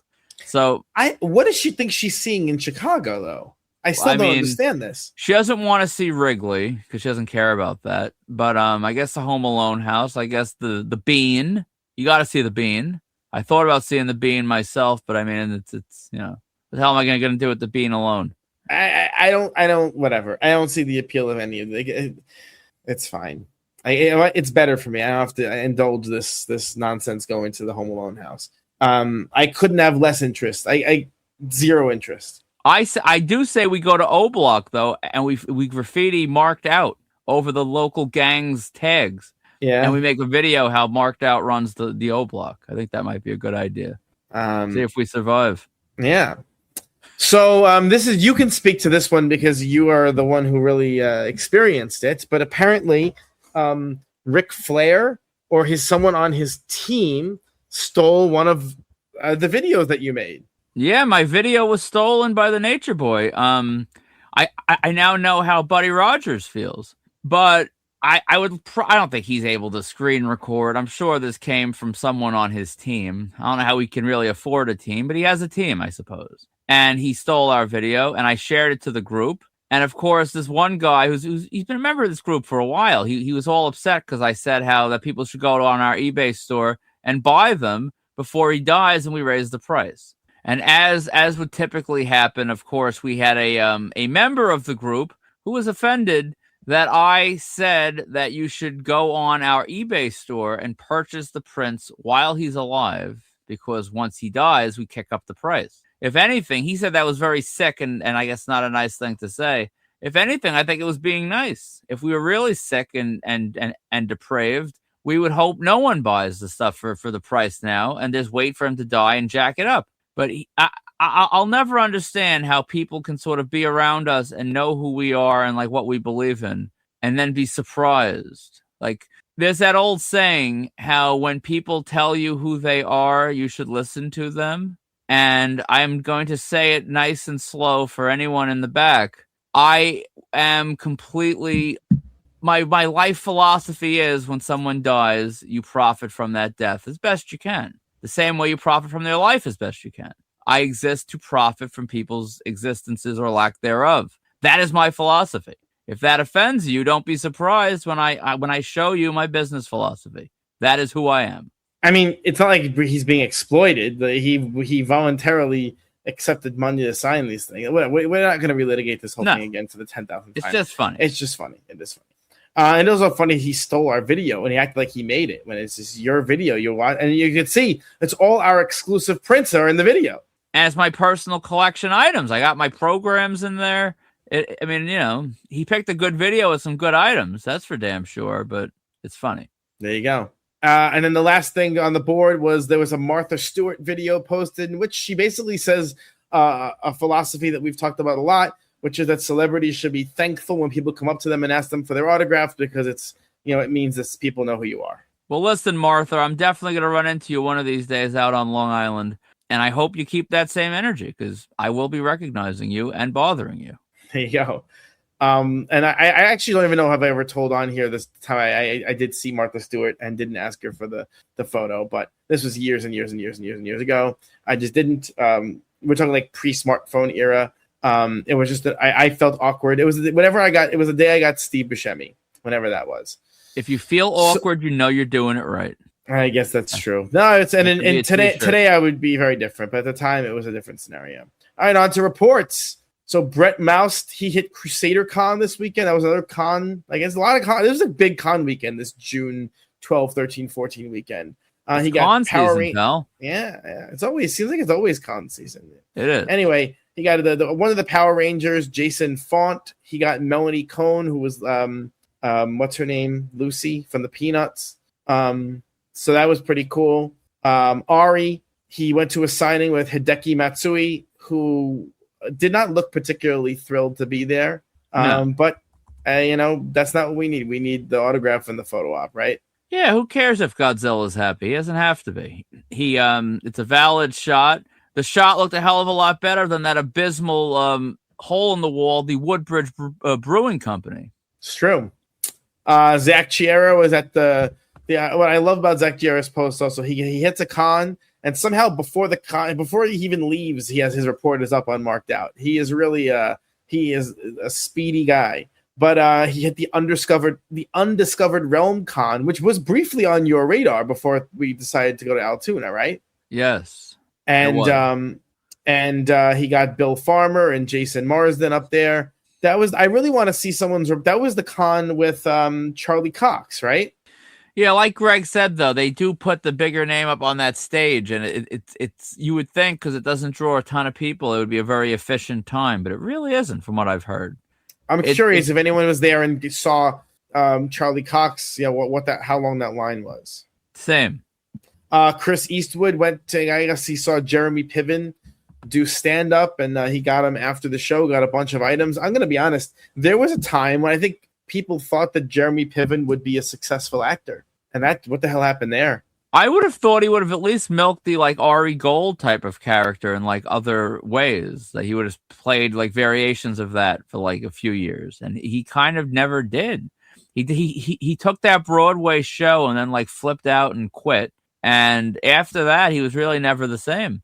You saw Jeremy Piven when I got him, and you just stood back. You didn't get any of those entourage dudes. No, I wasn't interested, and you know. In a way, I'm vindicated because if I saw him on the street today, I still wouldn't get him. Big Chad hit Ghostbusters Day. I didn't even know Ghostbusters Day was happening, but Big Chad is the pretty much premier Ghostbusters fan in the world. And this was pretty cool. He got a selfie with Jason Reitman and Gil Keenan, but not only that, his getting that selfie was somehow featured front and center on the live stream of that event. Yeah, if you thought Big Chad was using AI to sort of create photo ops with Jason Reitman and Gil Keenan, which, I mean, I don't think anyone was because Big Chad's an OG, but the live stream is the video proof of Big Chad doing his thing, and that's awesome. Really cool. The Little Rat had a couple of events. He went street graphing, not typically he scurried out from under the manhole cover. And he did some street graphing. He got Hugh Jackman after an initial failure. He got Tony Shalhoub.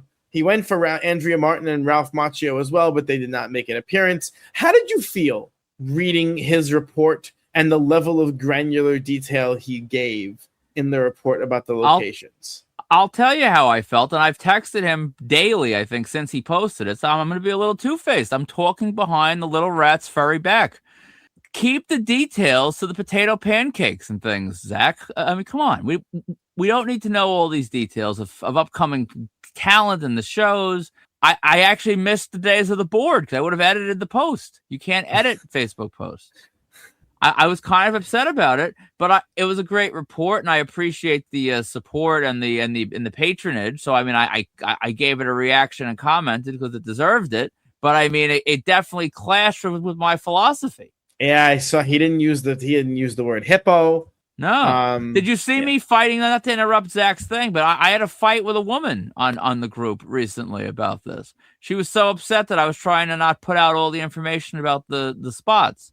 And I didn't block her, but I did delete her entire comment because I mean, well, then how would I see it? Yeah, I mean, it was going back and forth for like an hour, and then I just got annoyed and I deleted it. So what was I didn't see it. It was an hour. Come on. She was upset. Oh, come on. Hugh posts this on Facebook, and Instagram all the time. Everyone knew where he was. Here I am in the back of one of his live videos, which I really didn't understand how that aided in her argument at all. It just was her flexing that she was in the back of a video. And she was probably upset at all the different jokes we've made about the women at the Hugh Jackman play not exactly being winners or, desirable to Mr. Jackman. But in any case, I mean, great report, Zach. But I mean, I prefer the details about food and not about hippos. There you go. He posted a report where he met Bobby Valentine. And he got the photo taken with the fake nose and the glasses. I love that. I still need Bobby Valentine again after he signed my Mets seat back with that pen I gave him that is like eye burning. I have to wipe that somehow and get it redone in black. I don't know the significance of what is the significance of the he got thrown out of the game, right? He got thrown out of the game. Yeah, and he came back into the dugout wearing that, which is amazing. Yeah. Okay. Todd went to a AA baseball game in Reading, Pennsylvania, where the special guest of the game was John O'Hurley from Seinfeld. He's Mr. Peterman from Seinfeld. That was pretty cool. I wish the Ducks. Sorry to interrupt, but I wish the Long Island Ducks would do this. The special guests. A lot of minor league. I guess that's the thing. They're independent, not minor league. But a lot of non-MLB baseball, they do these little things, and the Ducks do very little like that. I mean, what does a Ducks ticket cost? $20. Yeah, I just think it's not generating enough money at these shows to do that. You know, what does a Ducks game draw? Do you have any idea? On an average weeknight, not a hell of a lot, a couple hundred. So you're talking about a couple hundred at $20. How do they afford to pay people? Well, I mean, when they have certain, that I don't really know. Not sure. I mean, I imagine a lot more are sold than actually show up. The tickets are probably cheap enough where you just don't go if you're not feeling it. And these games aren't televised anywhere. There's no media. They are on some streaming app they have. It's some baseball app that you can watch all various minor league baseball. Huh. And no, I don't subscribe to it. Or that would be demented. But anyway, Ace and his wife, they met Mark Paul Gosselaar from Saved by the Bell. He was on something else too. What was that show? Franklin and Bash. Franklin and Bash. That was a USA show, right? It was. Yeah. Cameron got Joe Bob Briggs and Darcy the Mail Girl. And finally, Matthew Balk, he got, I guess William H. Macy was doing a bottle signing tour for some kind of wine. He was able to get his extras done as well outside the venue. You know, Bill Macy's super nice. He was nice with us when we went to his screening of Fargo, and he seems to be nice on this tour as well. So if he's coming through your town, make sure you show up, and Bill will take care of you. He should do cons. If he's this generous and he's doing all this stuff, I mean, start doing cons. I don't need him, but other people do. It's true. Another Wicked Ink Wednesday this week. A couple of really cool ones. Ron posted an autograph he got from Johnny Carson. I don't see a lot of Carsons around, so that was nice. Ari posted he had a couple of Doug Flutie mini helmets done. That was pretty cool.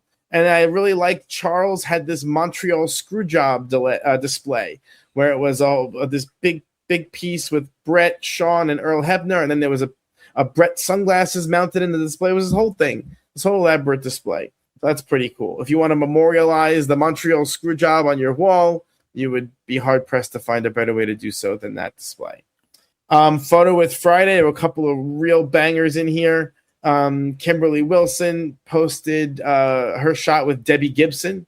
Really an insane one for me. Evan Narr, he posted a shot that he got this week with Frank Oz, just as they were both randomly walking through Central Park. I'm going to be honest with you. I wouldn't even recognize Frank Oz walking through Central Park. I did see an old man a couple weeks ago in the city that I remember I looked at him and I thought to myself, oh, I wonder if that's Frank Oz. Now I'm actually kind of worrying maybe it was Frank Oz since he is roaming around. But yeah, I mean, it's a great spot. I don't know how the hell why he was in Central Park walking around. I mean, it's hard to get As combos usually doing that. I mean, wasting time. Combos don't get themselves. Can't be walking through a park like that.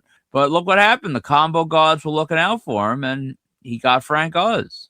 And then finally, Mike Gavin got Charles Barkley outside after Game 4 of the finals. That was pretty neat. Outside, probably a hippo. Yeah, great job, Mike. Let's see. So this thing was something that you saw. So you explain this one. Okay, and I don't know for sure if it's accurate, but a person on TikTok was at the Phoenix Fan Fusion, which is a con in Phoenix, and they were recording John Cena signing in the autograph area, and this person told him to stop recording, and he didn't instantly put the phone down, and the guy kind of motioned to the security. And then the next part of the video was the guy in the car saying he was thrown out from the con. Now, was he thrown out? Did he go around the con hours later? They just told him to stop, and then he did, and he was trying to make it like all salacious for the content. It's possible. Was it possible that they had repeatedly told him and he ignored it, and this was the final straw? Also possible. Or perhaps that's another example of these cons instituting more of a zero tolerance towards recording celebrities at shows where they are in front of thousands of recording wielding paying fans. I don't know which one. Only this fan knows for sure. But definitely, I mean, check it out. Proceed with caution. Maybe these shows are getting a little more sensitive about recording. Who knows? Yeah, it's kind of frustrating. The fact that everything is so expensive, and this is one area where fans, have the opportunity to share their experiences. And I think it's an important thing of like, they get to see which cons are run well and which cons aren't run well, what the experience is like. I think it's an important thing to document. And so shows clamping down on this is really, if it's happening, which I suspect that it is, I think it's a problem. No one benefits from that. Well, I mean, I guess the shows benefit in some sort of abstract way, but it's not good. It's not good for the community. Not even a little bit. I don't like it. Don't like it. Don't want to rehash what we already said in previous weeks, but I'm not a fan. So you were sending me these. It became kind of a meme all over the internet, like really even outside of traditional autograph spaces, where it kind of became a joke that the Nicolas Cage photo ops were so expensive that people just started creating AI ones of themselves with Nicolas Cage, and then people bragging that they were making them in AI. So one must wonder, and you say, because you were sending me these, could you tell they were AI? In a couple of instances, yeah. One guy's glasses had like a reflection on the lens that you wouldn't have in a photo booth. Another person, like they had Nick Cage like touching them, and he wasn't like touching anyone or being touched. So a couple people were a little overzealous. But I myself, even before this was a thing, I myself made an AI Nick Cage photo op that I sent to you. I sent it to Lanza. It was pretty damn convincing, and it's scary for people out there that just want the clout. If you're a clout chasing content creator, not a seasoned collector like us, I mean, do you care? Like, are you going to go spend $400 to get the real thing when you could just make one on the app and post it and get the same reactions and impressions and stuff? No, I don't think so. So you're going to start seeing, luckily, a lot of these people were sort of owning what it was, and it was still kind of a viral thing. But how many folks are posting these Nick Cage ops that aren't owning up to how they made it? Yeah, I just think it's funny. It kind of went viral as, hey, look how easy it is to recreate this $400 thing. And it is, and it's only going to get easier. And I do think in some way this does devalue the photo op, because for the past 10 years, the photo op has become a more in-demand thing than the autograph. I think we're going to see a little bit of a shift. I really do. I think the people that are really in the hobby, I don't think it wouldn't work exactly, because I mean, you would be like ostracized. Like Cameron, there's a lot of the collectors out there that are like accused of AI integration. But I think at the end of the day, the money isn't being the money is being spent by casuals, and the casuals are not going to bother. I really think that. I think it depends how casual. I think it really depends how casual. I think for a lot of people, I think what you're overlooking with a lot of the casuals, I think they really value the experience. And you're misunderstanding me. What's going to happen as the demand shifted from autographs to photo ops? I think it's going to shift back to autographs, because I think the autograph will be the experience they pay for, and they're going to say, I don't really need to pay for the photo op. I can fake that. I can't fake the autograph. You know what I mean? I get it. I mean, not everyone's as skilled at faking autographs as some of our vendor friends in Staten Island. But I agree, it's not good. It's a problem. I think AI. I think Class posts those things about how he uses the AI to fix his photo ops, and a lot of people sort of ridicule him for doing that. But I think it's important to show that like AI is not the enemy of an authentic photo op. You can use it to sort of remedy some flaws and things in the op. But you can also go to the other extreme. And just take it and create stuff that you never did, and that's a problem. Definitely. There was another video that went kind of viral. Some content creator, he looked like a kid, maybe 20 years old or younger. I guess Woody Allen had stopped or was about to stop to sign for some New York City graphers, and this kid just started incoherently yelling at him about Epstein. And it wasn't even like, this is the thing that makes me crazy. It wasn't even like interesting, or it wasn't even like funny, or it wasn't even in any way novel or creative. He was just basically shouting, so do you know Epstein? You know Epstein, right? You know Epstein. It was the same. Did Epstein tell you to do that? It didn't even make any sense. It was just dumb. But the interesting piece of it was that Woody Allen scurried away and didn't sign. And so now we have a situation where, I mean, we've already seen a few instances of this, where content creators, in an effort to get a funny video, will cause someone. And I mean, this is a little bit of a unique situation, but it's happened in other cases too. They'll cause someone to scurry away who might have been willing to sign, who now is no longer willing to sign. There's a difference between creating content and being a content creator, and there's a lot of graphers out there who simultaneously do both. We're on that level where at cons, at least, I don't rock the metas on the street, but like at cons, we create content while graphing. But there's some of these people out there that they're not looking for the photo or the autograph. They just want to create the moment that they can try to go viral with. And that's a problem. And I would hope the graphers out there are going to emphatically assault and stomp out and teach these content creators that you do this, you get your teeth knocked out. Speaking of, actually, there's no connection to the next thing. We've talked a lot about upcharging at cons, upcharging for character names, for quotes, for this, for that, pen changes. Dave Hagen, he's the owner of Monster Mania. He tweeted out, or it was a tweet or Facebook, I don't remember. He posted about complaining about the upcharge and complaining about the nickel and diming and saying how it's harming the hobby. And it's funny because Dave has always been a little bit of a leader in this space. Years ago, celebrities were banned from charging for photo ops at Monster Mania. Only when the pro ops came into the space did Dave lift that ban. But for a while, when I was going to the first years of that show, they were not allowed to charge extra for photo ops. He's always kind of tried to make a fan-friendly experience, and I think he's lost the plot a little bit with the VIPs and the photo op, pro photo ops and all that.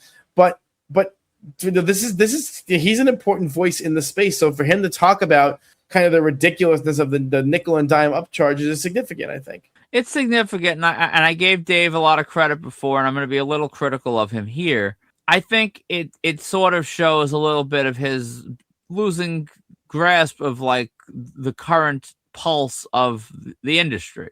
if he would actually try to lean on these agents and stuff and try to dictate that they shouldn't be doing this, they're going to go to different shows and they're going to do what they do. You're not going to tell these people how to make money at the table. You're not. And he was also the one with the consignments, and he wanted to limit this and that, and then you should only have X amount of the talent should have X amount as the limit. Like, this is not 2004. We're not supporting the Yorkies. We're not, getting a free photo with purchase. Like, it's 2026. Like you said, you're benefiting greatly from the VIPs. He's down with the VIPs and the big ticket stuff. When it benefits him, he's making his money like every other convention promoter. But I mean, I like where he's coming from, but I don't think it's not going to change anything. This is where we're at. Autographs are going to have upcharges. I think we have a topic after the break that's going to be maybe pushing this envelope a little too much, but we're not getting rid of it altogether. I don't necessarily agree. Dave's shows draw really well, really well. If Dave said, "You're not doing this at my show," I think a lot of people would bow to that. I do, because his show draws better than its competitors. And so there is money to be made at these shows. There's money to be made at Monster Mania. And if I do think if he held the line a little bit on that, he would get a little bit of pushback, but by and large they would fold. All right, so let's say I'm an agent. I'm bringing Vanity Project in, and we have premium pricing because they have a multitude of action figures in my scenario, and I'm doing what I'm doing. And Dave's like, "No, you're not going to do this." And I say, "All right, Dave, I'm going to listen to you." So now instead of the base price being 30 and 40 and 50 as I go up on the upcharge, I just do 50 across the board. Sure, but you're gonna eat your own sword, right? Because you're not gonna do as well selling 8x10s at 50. That's the reality of it. And I mean, look, what would you do in this scenario where we book Vanity Project for big event and Tom says, "No, you're not doing upcharges." He's the only game in town. I agree. But at the same time, I don't think I feel like I'm being critical of Dave, which I guess I am. But I genuinely love Monster Mania. But I don't think Tom would be crazy enough to do that, because I mean, at the end of the day, what does it matter? Your job is to sell tickets and fill the building. The talent, like you're sticking your nose into the kitchen trying to figure out how they're making the eggs. Like, come on. He could say, "Listen, this is my show. I don't like fans feeling skeeved out at my show, and it's a skeevy practice. It's not allowed. Figure out your pricing. Figure out what you want your table to price to be. That's your price." Well, what if I feel skeeved out paying what I pay to enter Monster Mania? How about I think $10 admission is much fairer. But it's his show. It's his show. So only the agents have to be fair. He doesn't. He can charge modern pricing for admission. He could say, "Go to another show." I get what you're saying, but I mean, he's not charging throwback pricing to walk through the door. So why does the agent have to be? It's $30 to get into Monster Mania. It's not crazy. Is it still 30 on a Saturday? Isn't it more than 30? I think it was 35 maybe. And we paid $45 to get into freaking Altoona. It ain't more than that. That's for sure. I'm not saying he's charging more, but he's charging a going rate. So why does the agent have to not charge a going rate? Not because the agents are pond scum. That's why. They should be treated like the pond scum that they are. That is a Saturday pet $40. Yeah, $40. That's below industry rate. So when we look at we're paying for Rhode Island, we're paying for Steel. That's below industry rate for Dave. The talent is not of the level of those two shows. So I mean, it should be a little bit less. But I agree, that is a fair price. I suppose I'll take that back. But I still think that there's definitely ways that Dave is utilizing modern pricing scales with the VIP passes and different things. I think the message should be from people like Dave who have a voice to the D-list actors, to their shitty agents. You need me way more than I need you. So you're going to conform to what I want. And they don't do that. Not enough of the promoters do that. Because the reality of the situation is most of these talents are not putting asses in seats. So they can conform. For example, I think if the guy who runs the Altoona saw that the Starship Troopers people had prices that were not what they were advertised on his website, which they were advertised on his website because they told him that, right? So what he should have said to them was, "You're going to charge what I tell you, what you said you were going to charge, or you're going home. Those are your two options. Well, what that would do, and I'm glad you brought that up because this was actually a point I wanted to raise earlier and I forgot.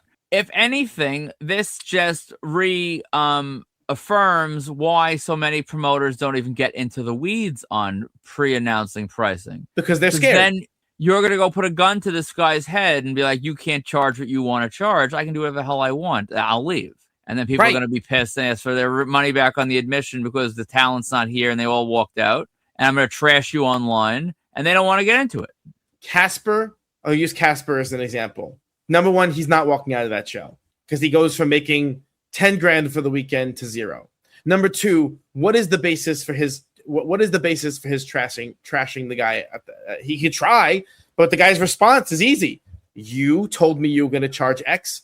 I advertised that price in good faith. You changed your price in bad faith. That's not fair to my customers. You want to argue that it is fair? Go ahead, but you can't. I think that these promoters in some cases have a lot more power. They have the building. They have the fan base. They have the people who are now loyal attendees of their show. They should be flexing in certain areas, and they're not. And the reason why they don't, and the reason why Chiller or whatever, they're afraid. Chiller's terrified to post. They're terrified to post their pricing for their guests because of this, because they don't want to get tough with the agents. They don't want to get tough with the guests, but they could. They could, because there are leading shows in the region, and those shows should be enforcing ethical practices. But most of them, they're run by dirtbags anyway. That's why they don't. I wish Dave well. I hope he succeeds at getting this changed.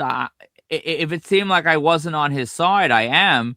I just want to play devil's advocate, where how much of a hand should the showrunner have in the individual talent and agents' dealings? I don't know. Oh, well, does he have the stones to enforce it? No.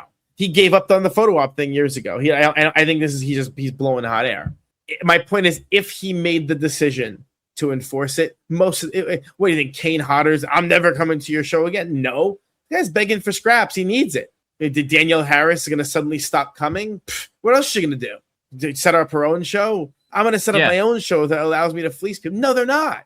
These people are comically inept at life, most of them. They need, one of the things that Dave has, and people like him, at least some eye for logistics. That's what he has. Okay, before we carry on, a brief note of breaking news. We crossed 7,000 and then went back to 6,900 because I had to block and throw out that guy that got mad at us about Ric Flair, because he blocked us both. And then he stayed in the group. You can't block the admins and then exist in the group. So I booted. I admit my comment was purely provocative. Yours was like informational. Mine was provocative. Well, guess what was also provocative? He's gone. So, yeah, it was pretty funny. Look, Flair steals our video. So we just, await his inevitable impending demise so that we can profit off that video. Yeah, I guess that guy is very, very attached to Ric Flair's decaying liver and doesn't want to hear anything bad uttered. And moving on. Speaking of decaying, New York Comic-Con tickets are officially on sale. And the 4-day passes now sold out during the general on-sale day. What I didn't tell you this. So after last week's show, I got a DM from class, and he was like, why would the 4-day tickets sell out? They haven't even gone on sale yet. I didn't even indulge him because they always sell out during pre-sale. They never wait to GA, and now today was the on sale where they sold out. So none of what I said last week was false. They always sell out during pre-sale. This is the first time in years they haven't sold out during pre-sale. So we knew they were gonna sell out. We knew they were gonna sell out. I'm not sure I like this up-to-date class. Usually he's giving us notes like 3 months later. Now he's like he's current. He's mad at me still. I don't know why. I have nothing. Whatever. That's fine. Continue to be mad. Listen, the buck stops here.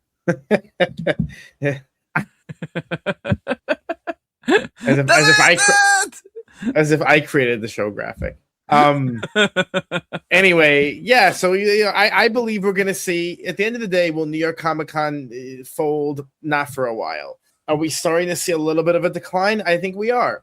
I think we are. I think people are going to be less jumping the gun right away to buy a ticket before they know what's announced. You know, it's a lot. The prices are a lot. The card is a mystery. You know, we take for granted that it's going to be good, but we don't know. There was a stretch, and you'll back me up on this. There was a stretch where the lineups were not good at all. And so I stand by that's a possibility. They've been great the past couple of years, but they were bad for a few years. So, you know, I got my educator's pass. So I did get a 4-day, and instead of paying the $320, paid $180. And I almost forgot to buy mine. Yeah, that would have been hilarious, by the way. But even still, I mean, even 180 is a lot of money. Now I'm committed to it. I mean, last year I went 3 days or 2 days, I think. I mean, listen, we just gave Dave props for $40 per, which I agree is a fair price. I mean, 180, you're talking, that's $45 per for a show of that magnitude. So it's a pretty good price for a 4-day. Yeah, but those are also that you're counting Thursday and Sunday as if they're the same as Saturday, and they're not. So fair. Although Sunday, the kids, it's Kids Day, isn't that cool? It used to be that, but Sunday always sells that anyway these days. So. But speaking of the NYCC, there was a post that you saw, but we can't find now. But they did make a post that they were saying how the names were coming soon, and I want to launch sometime this week. We're going to launch a game for nothing but bragging rights. Which, let's be honest, in this world, I mean, bragging rights are everything. Where I want people to guess 3 names that will be on this initial NYCC burst. And you made a little stipulation, which I mean, I'll let you explain to make it more interesting. Well, yeah, because they said, look, I'm not going to sit here and want people to name names that are, it's too easy. Dante Bosco or whatever, easy names that come every other year. Tom Kenny. No, the point I want to have this little guessing game, name the fresh guests. Let's try and predict who the fresh guests are going to be. And so the rule is going to be you're going to post 3 people who you think are going to be announced who have not done NYCC in 5 years or more. So this is 2026. So we're going to see 25, 24, 23, 22, 21. So you can do NYCC 2020 or before. That's okay. But they have to have been absent from NYCC for 5 or more years for you to be Sly counts. Sly counts. Sure. You want to guess Sly? Sure. But 3 guesses for people who will. The idea is that they're fresh announcements for NYCC. I don't want to see Daryl McDaniel. That we know DMC is going to be he's a Comic-Con every year, right? So that's not what we want. That's not interesting. Really think who NYCC is going to dig up to counteract Nicolas Cage, to counteract Kurt Russell, to counteract Michael Douglas. Let's see what they can do. Because last week you were insisting they're gonna, so let's see them do it. I want to see the person with the stones to guess Harrison Ford, Aaron Paul, and Busta Rhymes. That's not my prediction. I'm just throwing those out there. But I want to see those kind of swings, and let's see who gets more right than anyone else. Yeah, look, I think one of these days we're going to see an Emma Watson come to NYCC, something crazy like that. You know, that would be interesting for me. But anyway. that would suck for me. That would ruin one of my most rare photos and make it common. Yeah, that's the game, right? Things are rare until they aren't. Let's see some quick con ads. There isn't a hell of a lot. Nope. WrestleCon added Rick Martel. The people were bugging about that, but I mean, listen, it always happens that once the dam cracks, then usually some water flows through, right? So. The claim was never that he was never going to do another show again. The claim was these are not common. He's probably not going to do the Northeast again, and he's not. WrestleCon's in Minnesota. That's a lot more of an easier trip for him.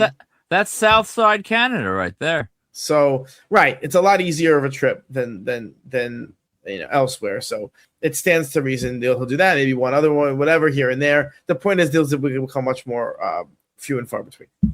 Steel City Con. Swinging for the fences, adding John Cena as their headliner. This is great for us because this pretty much closes the door on any kind of FOMO we have for not going to Steel City. I don't know about you. I can safely say I am done with John Cena. I don't need him on anything else. I don't need if I have the best. I have a million photo ops. I am good with John Cena. I'm definitely not good with John Cena, but I don't know when or if or how I would ever do anything. I want the LJN done. There's several things I need, but But you wouldn't get those done at Steel City anyway. I'm saying exactly. It's like that's like the thing that makes me wonder with some of these bigger names, these newer names. Like, when am I ever going to get the stuff signed? It's like, what am I doing with it? It's not like you see Bret Hart at that big event, you get a couple done. Like, it's a different ball game. That's what I said to you. I stopped buying this dumb stuff for that reason. You're never gonna get it done. Anyway, Terrific Con added Frank Whaley. I like him. He was in a pretty fun episode of Law and Order. Shia LaBeouf is doing Fanboy Expo in July. Which one is that? I think it's Tennessee. That's right. The Knoxville, right? Yep. He's gonna have some fun in Tennessee. He's gonna probably join some like moonshine, like Syndicate or something. I have to get my poster, my Blue Lagoon poster to the Little Rat to get him on. I need Chris Atkins from the Blue Lagoon, and it'll be complete. So I got to make that happen. I got to figure out. Oh my god! I should have left the Little Rat's card with you yesterday. You could have done the Swapski, the poster for the card. Or maybe when he's out in either way, I'm not going to see you again. I was either way when he's out in Patchogue doing that Mets thing, he could have picked up my poster from you one way or the other. But yeah, unfortunately, we'll figure it out. What else we got? Rhode Island Comic-Con continuing to add dud after dud. Matthew Wood and Vanessa Marshall from Star Wars Rebels. That's a cartoon, I guess. And next week they're claiming is a mystery guest week, which are guests that are not attached to any other guests. I want to be clear. We critique the lineup thus far, but Jamie Alexander and Josh Duhamel are solid ads. I just don't happen to need them, and I think they occupy a bigger space on the card than we've given credit. And I think they're solid. Who's Jamie Alexander?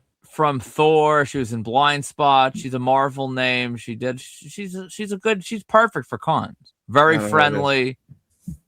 I just told you, Thor. That means Thor. Which Thor? Which Thor? All of them, I believe. She's a character in the movies. She was on NBC at Blind Spot for years. She was like one of the bigger names at the TV weeks every year. Yeah, it was.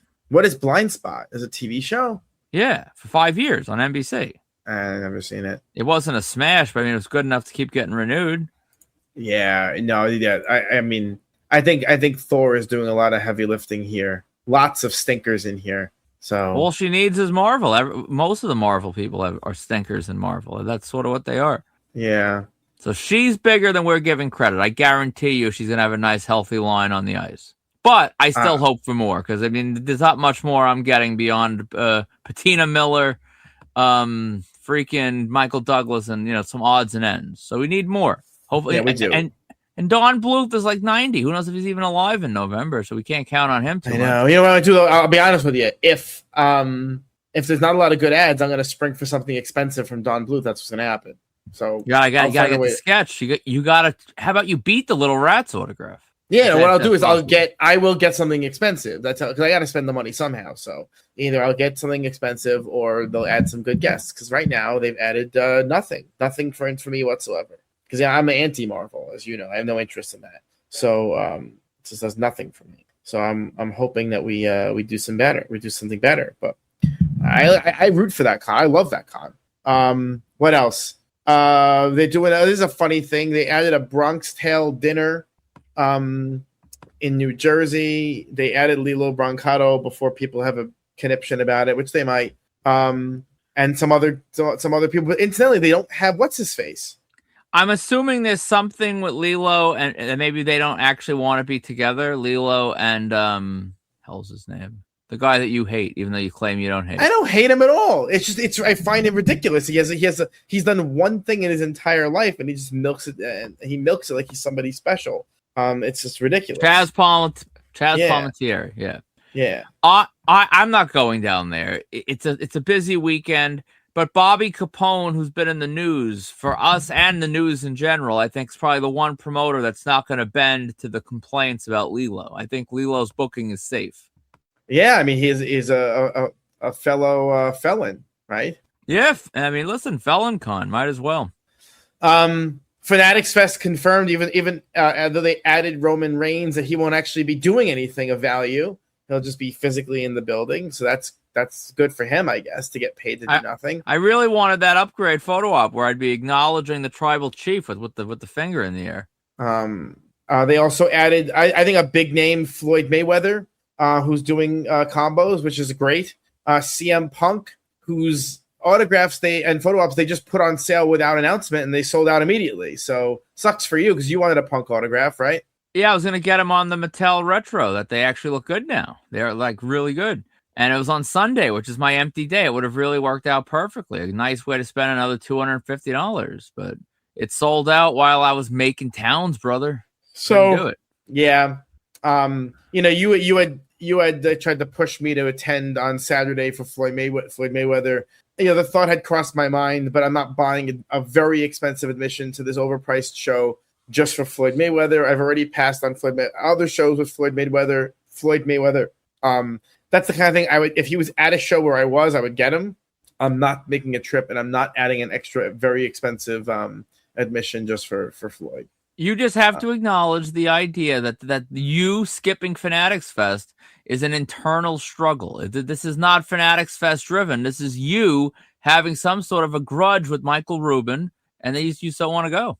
Why are you saying that? I said I was pissed that they made the WWE stuff impossible to buy because they spread it out over the days. Absolutely.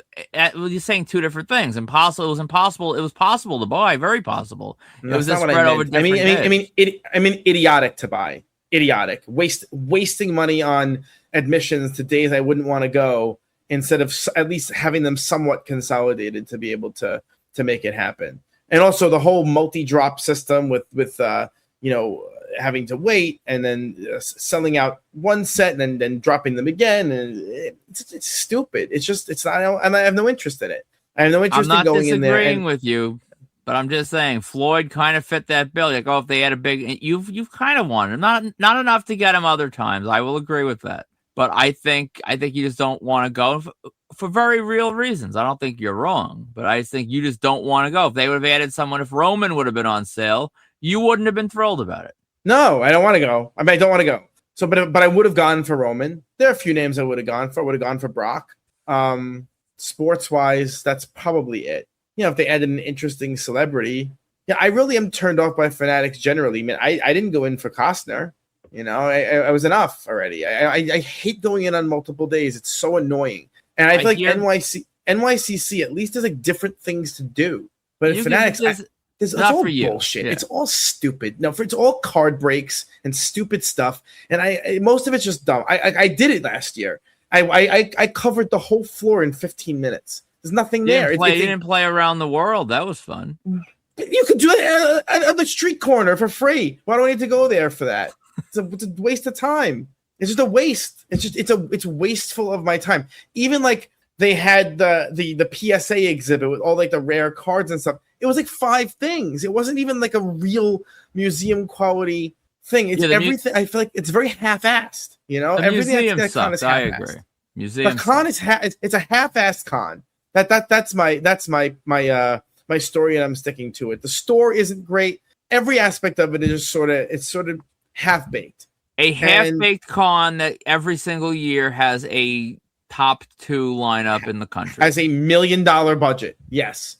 But it's like they're throwing money at it, but they're not really throwing thought or creativity into it. I guess is my problem. I have no interest in going to the Tops box break stuff. I have no interest in doing none of the vendors are for me, obviously. There's not a lot to do. And if I'm going to be there for multiple days, I want something to do. I'm not going to go in there and get a photo op that takes 5 minutes and leave. That's just dumb. It's not going to do it. You could hit hippos then. It's a beautiful thing. I would never want to do that. And it's too hot in the middle of July. No interest. So in a way, I hope there's something like catastrophic that happens to Fanatics. They get some Ponzi scheme because the investor gets caught in a Ponzi scheme and is whatever, or gets some kind of horrific disease or something. So it just goes away. I don't want to deal with it. I don't want to have like stuff that I want gate kept by this like very expensive, annoying process. Yeah. How dare they bring the top WWE and NBA and all these different things together in a very convenient Javits Center location. Yeah. I hope there's a chemical attack or something that just ends it. That's what I hope. So they have to deal with it. And everyone's like, oh my God, whatever. Oh no, Scottie Pippen. And I can't say something descriptive about short people. And you can say no, this. It's different. It's different. Jack Bauer's on alert right now. It is abusive. Their process is abusive. Their policies are abusive. They're just bad. They're bad. They're a bad entity, and I hope they fail. I'm obviously kidding about a chemical attack, and unless it was something funny like farts or like a sewage spill or something. I will start holding my breath right now for Fanatics and Walmart and all the other juggernauts of business that sort of go under. But I mean, look. Fanatics came out of the blue because it was a VC and it was a VC thing, which those things. I mean, it's only been around. It's under 10 years that they've even been around. It's not like they're this long-standing thing. And certainly bigger brands that existed in that space that have since gone completely the way of the dodo. So it's not like they're permanently entrenched. One sex scandal. How about that? One sex scandal. With that stupid dopey maybe CEO. Janelle Grant made it up there. Who knows? Yeah, I mean, probably. But I mean, it's just you don't find it annoying at all that they add Roman Reigns, they hype it up, and then he's not going to do anything? That's not annoying to you? It's the same thing as like when New York Comic Con, where they had Robert Downey Jr. and he was just doing a panel. Maybe there was less smoke and mirrors about what it meant, but there was significantly less smoke and mirrors about what it meant. I spend $3,000 almost every year at this damn show because it's stacked and it's ridiculously good. And I can spend another $3. I'm being selective spending $3. It's a lot more I could get. So I am appreciative every single year that Fanatics gives us this show that they rip us off and take all our money. But it's an amazing lineup. This is what I'm in the hobby for. No, just mostly lame sports stuff is what it is, I don't know. The fan, part of it is also like the fangirling about sports is just annoying to me too. I don't like it. It's just one of those things I look at and I roll my eyes. I don't know. There's no logic behind it, but I don't like it either. Just wait for Fanatics to book Bernie Sanders, and you'll be excited all of a sudden. I mean, I would probably go. So if you're shopping for autographs, check out www.markedoutcollectibles.com or our eBay store at markedoutcollectibles. To contact us for any reason, email markedoutcollectibles@gmail.com or join the Marked Out Autograph Collecting community on Facebook. All links are in the show notes on Facebook and Substack. And if you want your event, product, or brand advertised on episodes of Marked Out Radio, reach out to us today at markedoutcollectibles@gmail.com. Get your Marked Out Radio merch on our ProWrestlingTees.com shop. See the link below or check out the pinned post on Facebook. Please subscribe on YouTube, Spotify, or Apple Podcasts and leave a rating and or review. You can leave a rating or review on Apple Podcasts. You can leave a rating on Spotify or comment on individual episodes on Spotify, or you can leave a thumbs up, a thumbs down, or a comment on any episode on YouTube. So let's talk about our main topic. And it's sort of related to the upcharge topic, sort of, kind of, but it's a very strange one. And I think in your effort to play devil's advocate on the board, you kind of drew the ire of many people. So I think I want to hear kind of your actual thoughts on this. So Jason Page, my actual thoughts are more real to what I was saying than you think, but go on. So Jason Page, who was the original, I guess, vocalist for the original Pokemon theme song on the cartoon from the late 90s. All right, that's who he is. He's been doing cons for a minute, and he really has taken menu pricing to heart. His menu is very lengthy and complex. But one of the things that he advertises is a short sig with one price and a longer signature with a higher price. And this seemed to get people pretty mad because the idea, it just seems like a bridge too far in a world when people are charging extra for quotes and character names. You can at least make the argument that if you're charging extra for a quote or a character name, it's because those things take longer.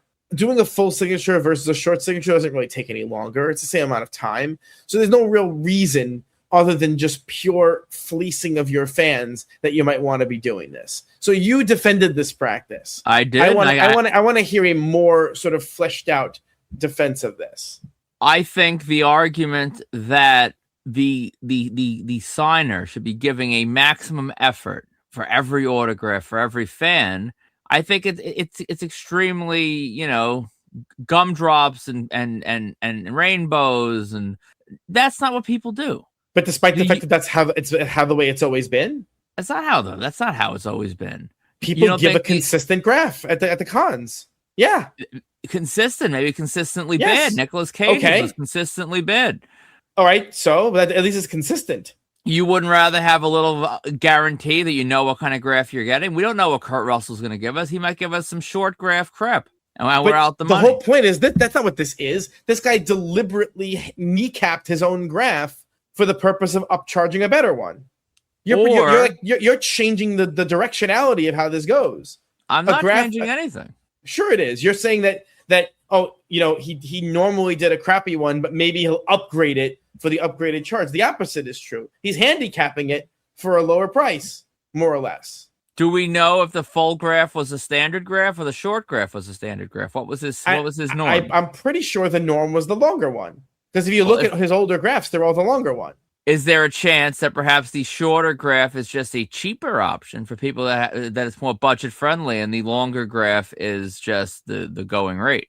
No, I mean, I don't know why you're twisting yourself in knots to defend something that's just objectively stupid. That's the question. Like, why assume that he's just not an asshole? Because he is clearly an asshole. No? Both things can be true. I think in a world where why are we okay? Because they take longer. They really don't. How much longer? Of course they do. My quotes took longer than I had them. My quote from Johnny Whitfield took longer. No. So how about Kurt Russell adding the word snake? Because he's only doing like one word character names. He's not giving you a full like last name, first name. I mean, I guess that takes a second longer or 1.8 seconds longer. I don't think they should be charging more for that either. Historically, they haven't, and that's why people really complain about it. Look, quotes. Most people will say, "All right, quotes take a long time." Fine. Pen switching, like multiple words in different colors. Most people are like, "All right, come on, that's a lot." But character name? I mean, historically, people would put their character name without even asking. So it was part of the graph. It's just a grift. It's just a grift. That's all it is. It's all a grift. Every aspect of this business is a grift. It's all a grift. No, it's not. It's not. It's not all a grift. If someone being paid appropriately for their time is not a grift. But charging extra for no additional value because you know you have someone in front of you who's obsessive or mentally ill or anxious or whatever is a grift. You see the difference? I see the difference.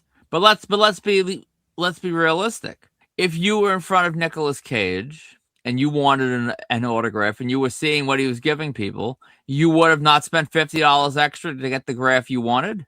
No, I wouldn't spend on Nicolas Cage to begin with. Like I would go in. It's kind of like why if Roman Reigns were signing, I wouldn't get an autograph. I know his autograph's craps. I wouldn't bother. It's not worth it. So forget Nicolas Cage. If Kurt Russell's giving slop in Chicago, you're not doing a $50 upcharge to get the graph you want, even if you're angry I would try to get a refund if he was giving slop. Would you really? Yeah. I would think as a collector like you would be sort of happy that you could control and guarantee that you're getting the product the way you want it. I'm nuts, but I'm not that nuts. And if someone is being like insulting to my face, that's not something that I'm interested in continuing to support. There's a line between these things. It's kind of like, look at Phil Lamar. I'll give it Phil Lamar, right? I bought Funkos to get Phil Lamar to sign at what the hell show? Was it Terrificon, I think, that time. Was it Terrificon? I think so. Or whatever. One of the ones up in the Northeast. Name was Terrificon. When I walked up and saw that he was double upcharging for Funkos and quotes and character names, and I was like, with respect, no. And I said when I walked up to the table, it's that expensive for Funko? Absolutely not. And I walked away, and that was it. And I have no problem with that. If someone is sort of being deliberately abusive in their practices, why would I like? I'm not that desperate. I'm not that obsessive that I would like take that much of a like I have no dignity at all. Like, no, I mean, I'm going to retain some dignity and just not participate. You know, I wouldn't participate in the fraud of it. That's it. I just wouldn't.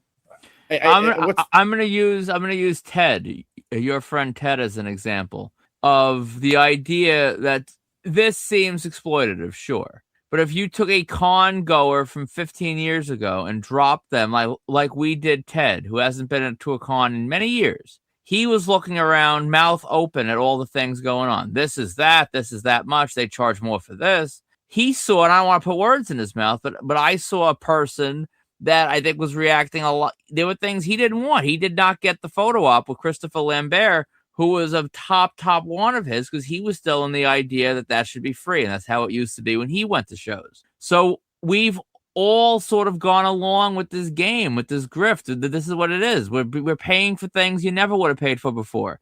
This is just a continuation of that. Is this too far? Is this the line too far that we say no more?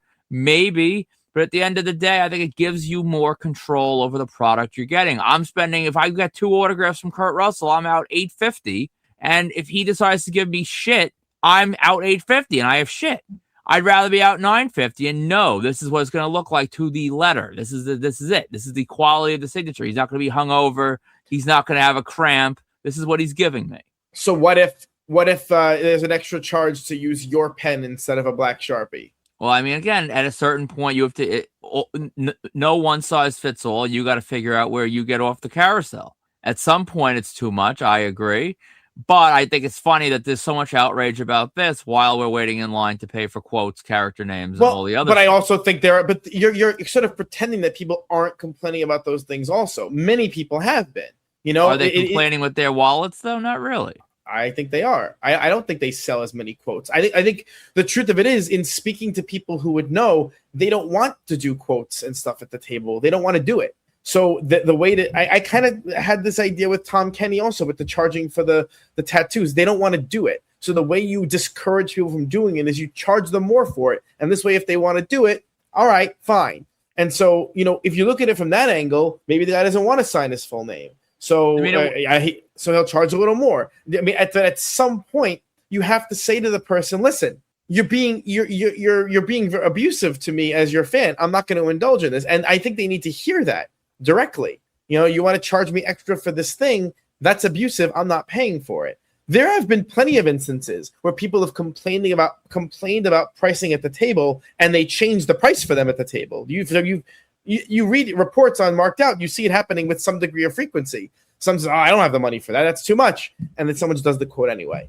Right? Who did that? Ira Hayden did it at Steel City for somebody. Remember? I can't remember who was the... was it you? He added the character name for me for free, but he may have just done that on muscle memory. I'm not sure.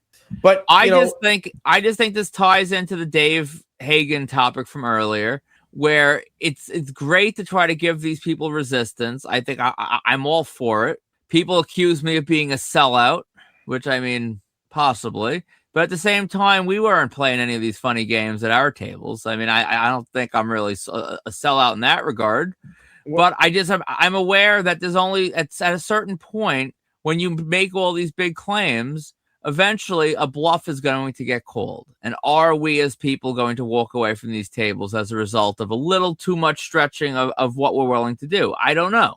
Is Dave, like you said, is Dave going to follow through and enforce what he's saying? Probably not. And that's not a knock on Dave. That's just the reality of a showrunner. So it's like, I don't have that much patience and celebration in me for these hollow, empty complaints when we're going to line up and we're going to still be exploited. Well, I'll never do this. I'm a prostitute, but I won't do these positions. I'll just do these. Like you're still getting, whatted, and it is what it is. Like how there's no line that you personally won't cross, because you're not just saying, listen, you want to pay it. You're like actively defending it as a practice. I'm actively defending it, that it's, to me, not that much more egregious than stuff we just let slide and take for commonality today. You don't pay for quotes. I don't, and I wouldn't pay. Right. And I would take the short sig in most cases and be fine. I wouldn't care. But for the people that want it done to the nines, well, here you go. You get you know what you're getting. That was a big thing with Nicolas Cage. Are we getting the full sig? What is the full sig? On the mail-ins, we don't know what the full sig is. Oh, they told us today that they're going to give a full graph. What does that look like? What was Joe Pesci's full graph going to look like? No one knew. It would be kind of nice if they're like, here's A, here's B. This is that much. This is that much. Pay for what you want. that you don't come back and say, well, this isn't what I thought it was going to be. It gives you control, I guess. And part of it is there's also a difference between a high value, carefully controlled environment, and part of the reason why this guy is getting heat is because he's some schmuck behind a table, who really is nobody, right? And I think that's also Dave's point. I think, like you said, Dave's not really critiquing what Michael Douglas is doing. He's critiquing the Kane Hodder types at his show. I think that's real. I agree with that. But I also think that people with some power, I'd like to include us in that. I don't think we have a ton of power, but we have some. We have the ability, certainly, to move the discourse in some ways. I don't think it hurts us to come out against stuff like this. I think it's an extremely abusive behavior that, nobody in their right mind would buy a Jason Page autograph at the table. Just buy one on the secondary market. It's cheaper. Don't give the schmuck money. My closing point is, and it's slightly devil's advocate, but also I think that there's truth in it.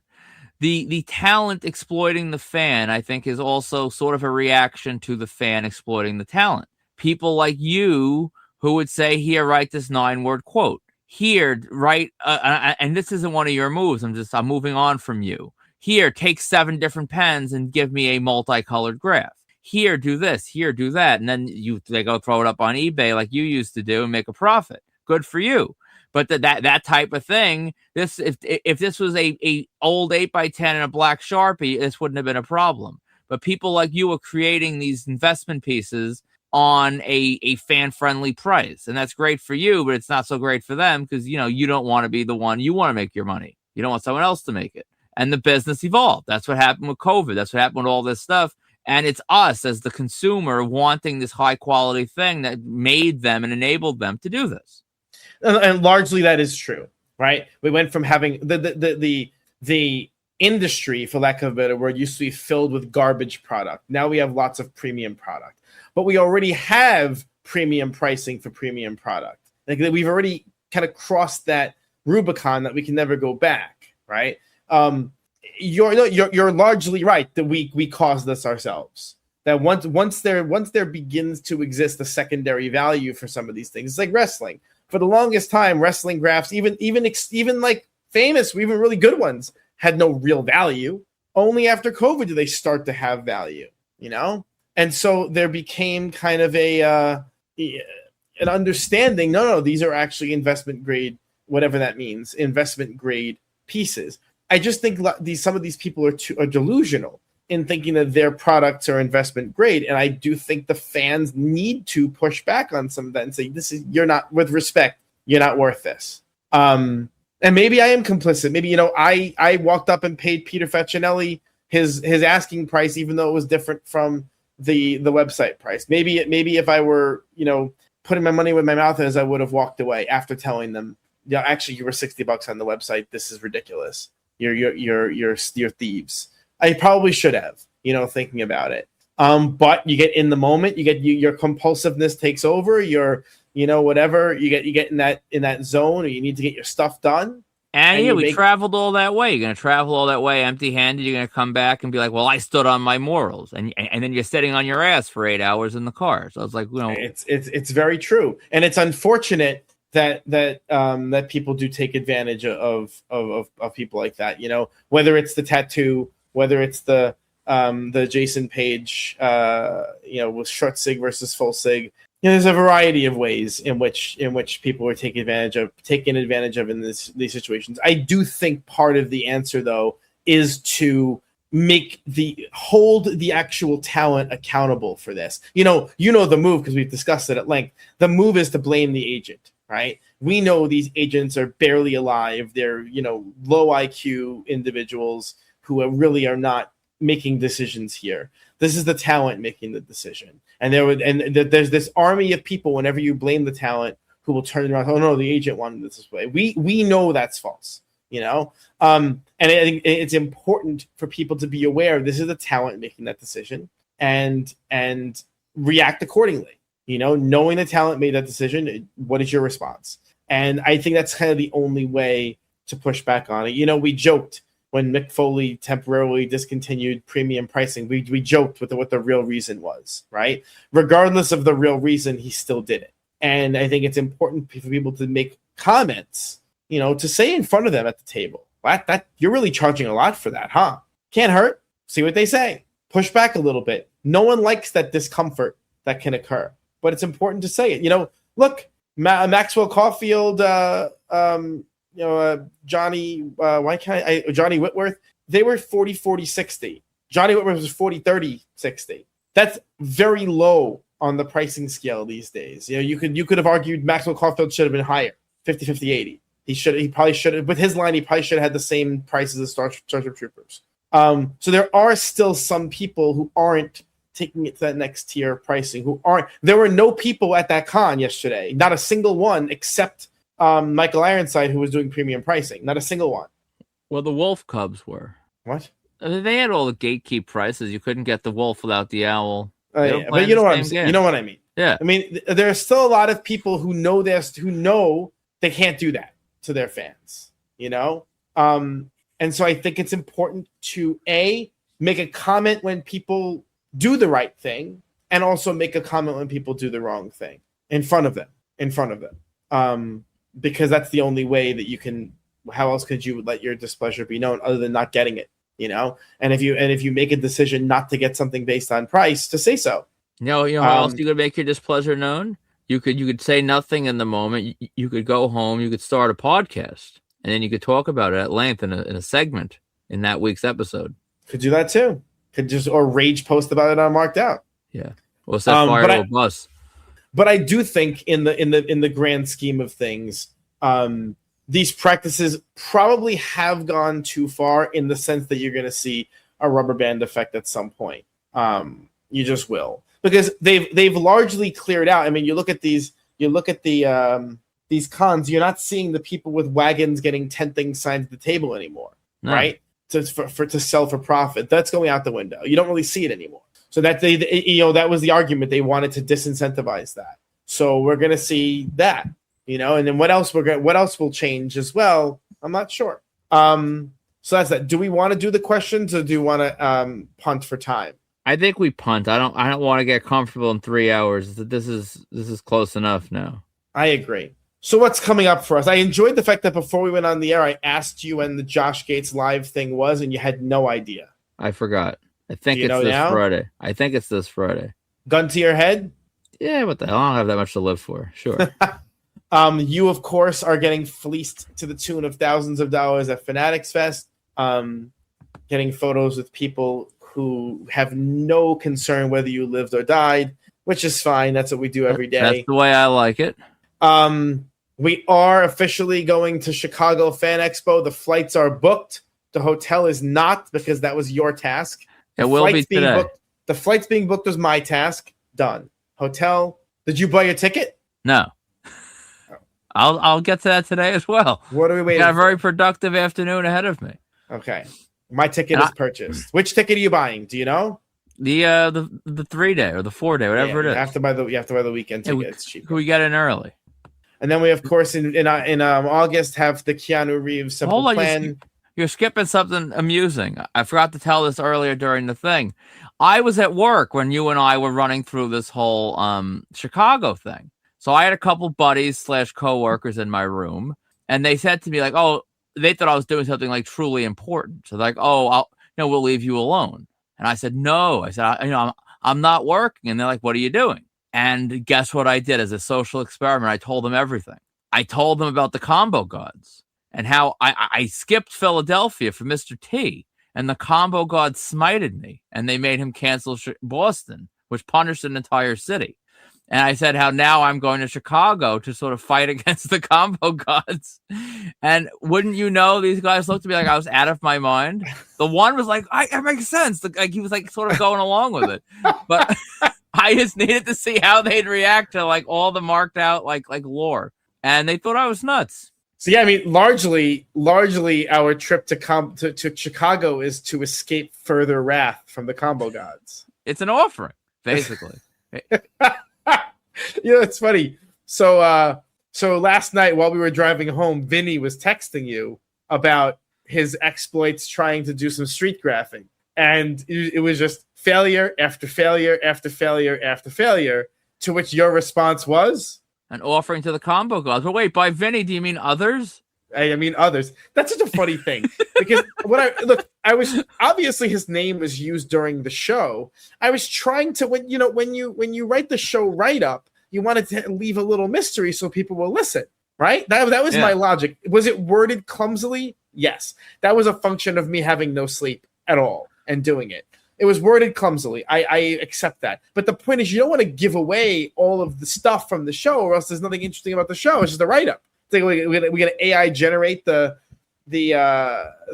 transcript and just post it. There's no sense. So that was everyone kind of made jokes about it. I didn't think it was that. From now on, nobody's name gets in the write ups except ours. That's it. No one's. You have to listen to the show to hear your name. Otherwise, it's I think not we going should even call ourselves others. Sure. No one's name goes in the write-ups. It was never an intent for the write-ups to have people's names. That was not the write-ups are a tease, right? That's the purpose of them. These people, they ask a lot, really, for nothing in return. So once again, if you're shopping for autographs, you check out www.markedoutcollectibles.com or our eBay store at Marked Out Collectibles. To contact us for any reason, email markedoutcollectibles@gmail.com or join the Marked Out Autograph Collecting Community on Facebook. Right now, we do not have any signings to announce. Are you taking consignments for Chicago? No. Of course. I was messing with you. There's no way. Don't ask. People with frequency ask if we can do consignments. The answer is preemptively no.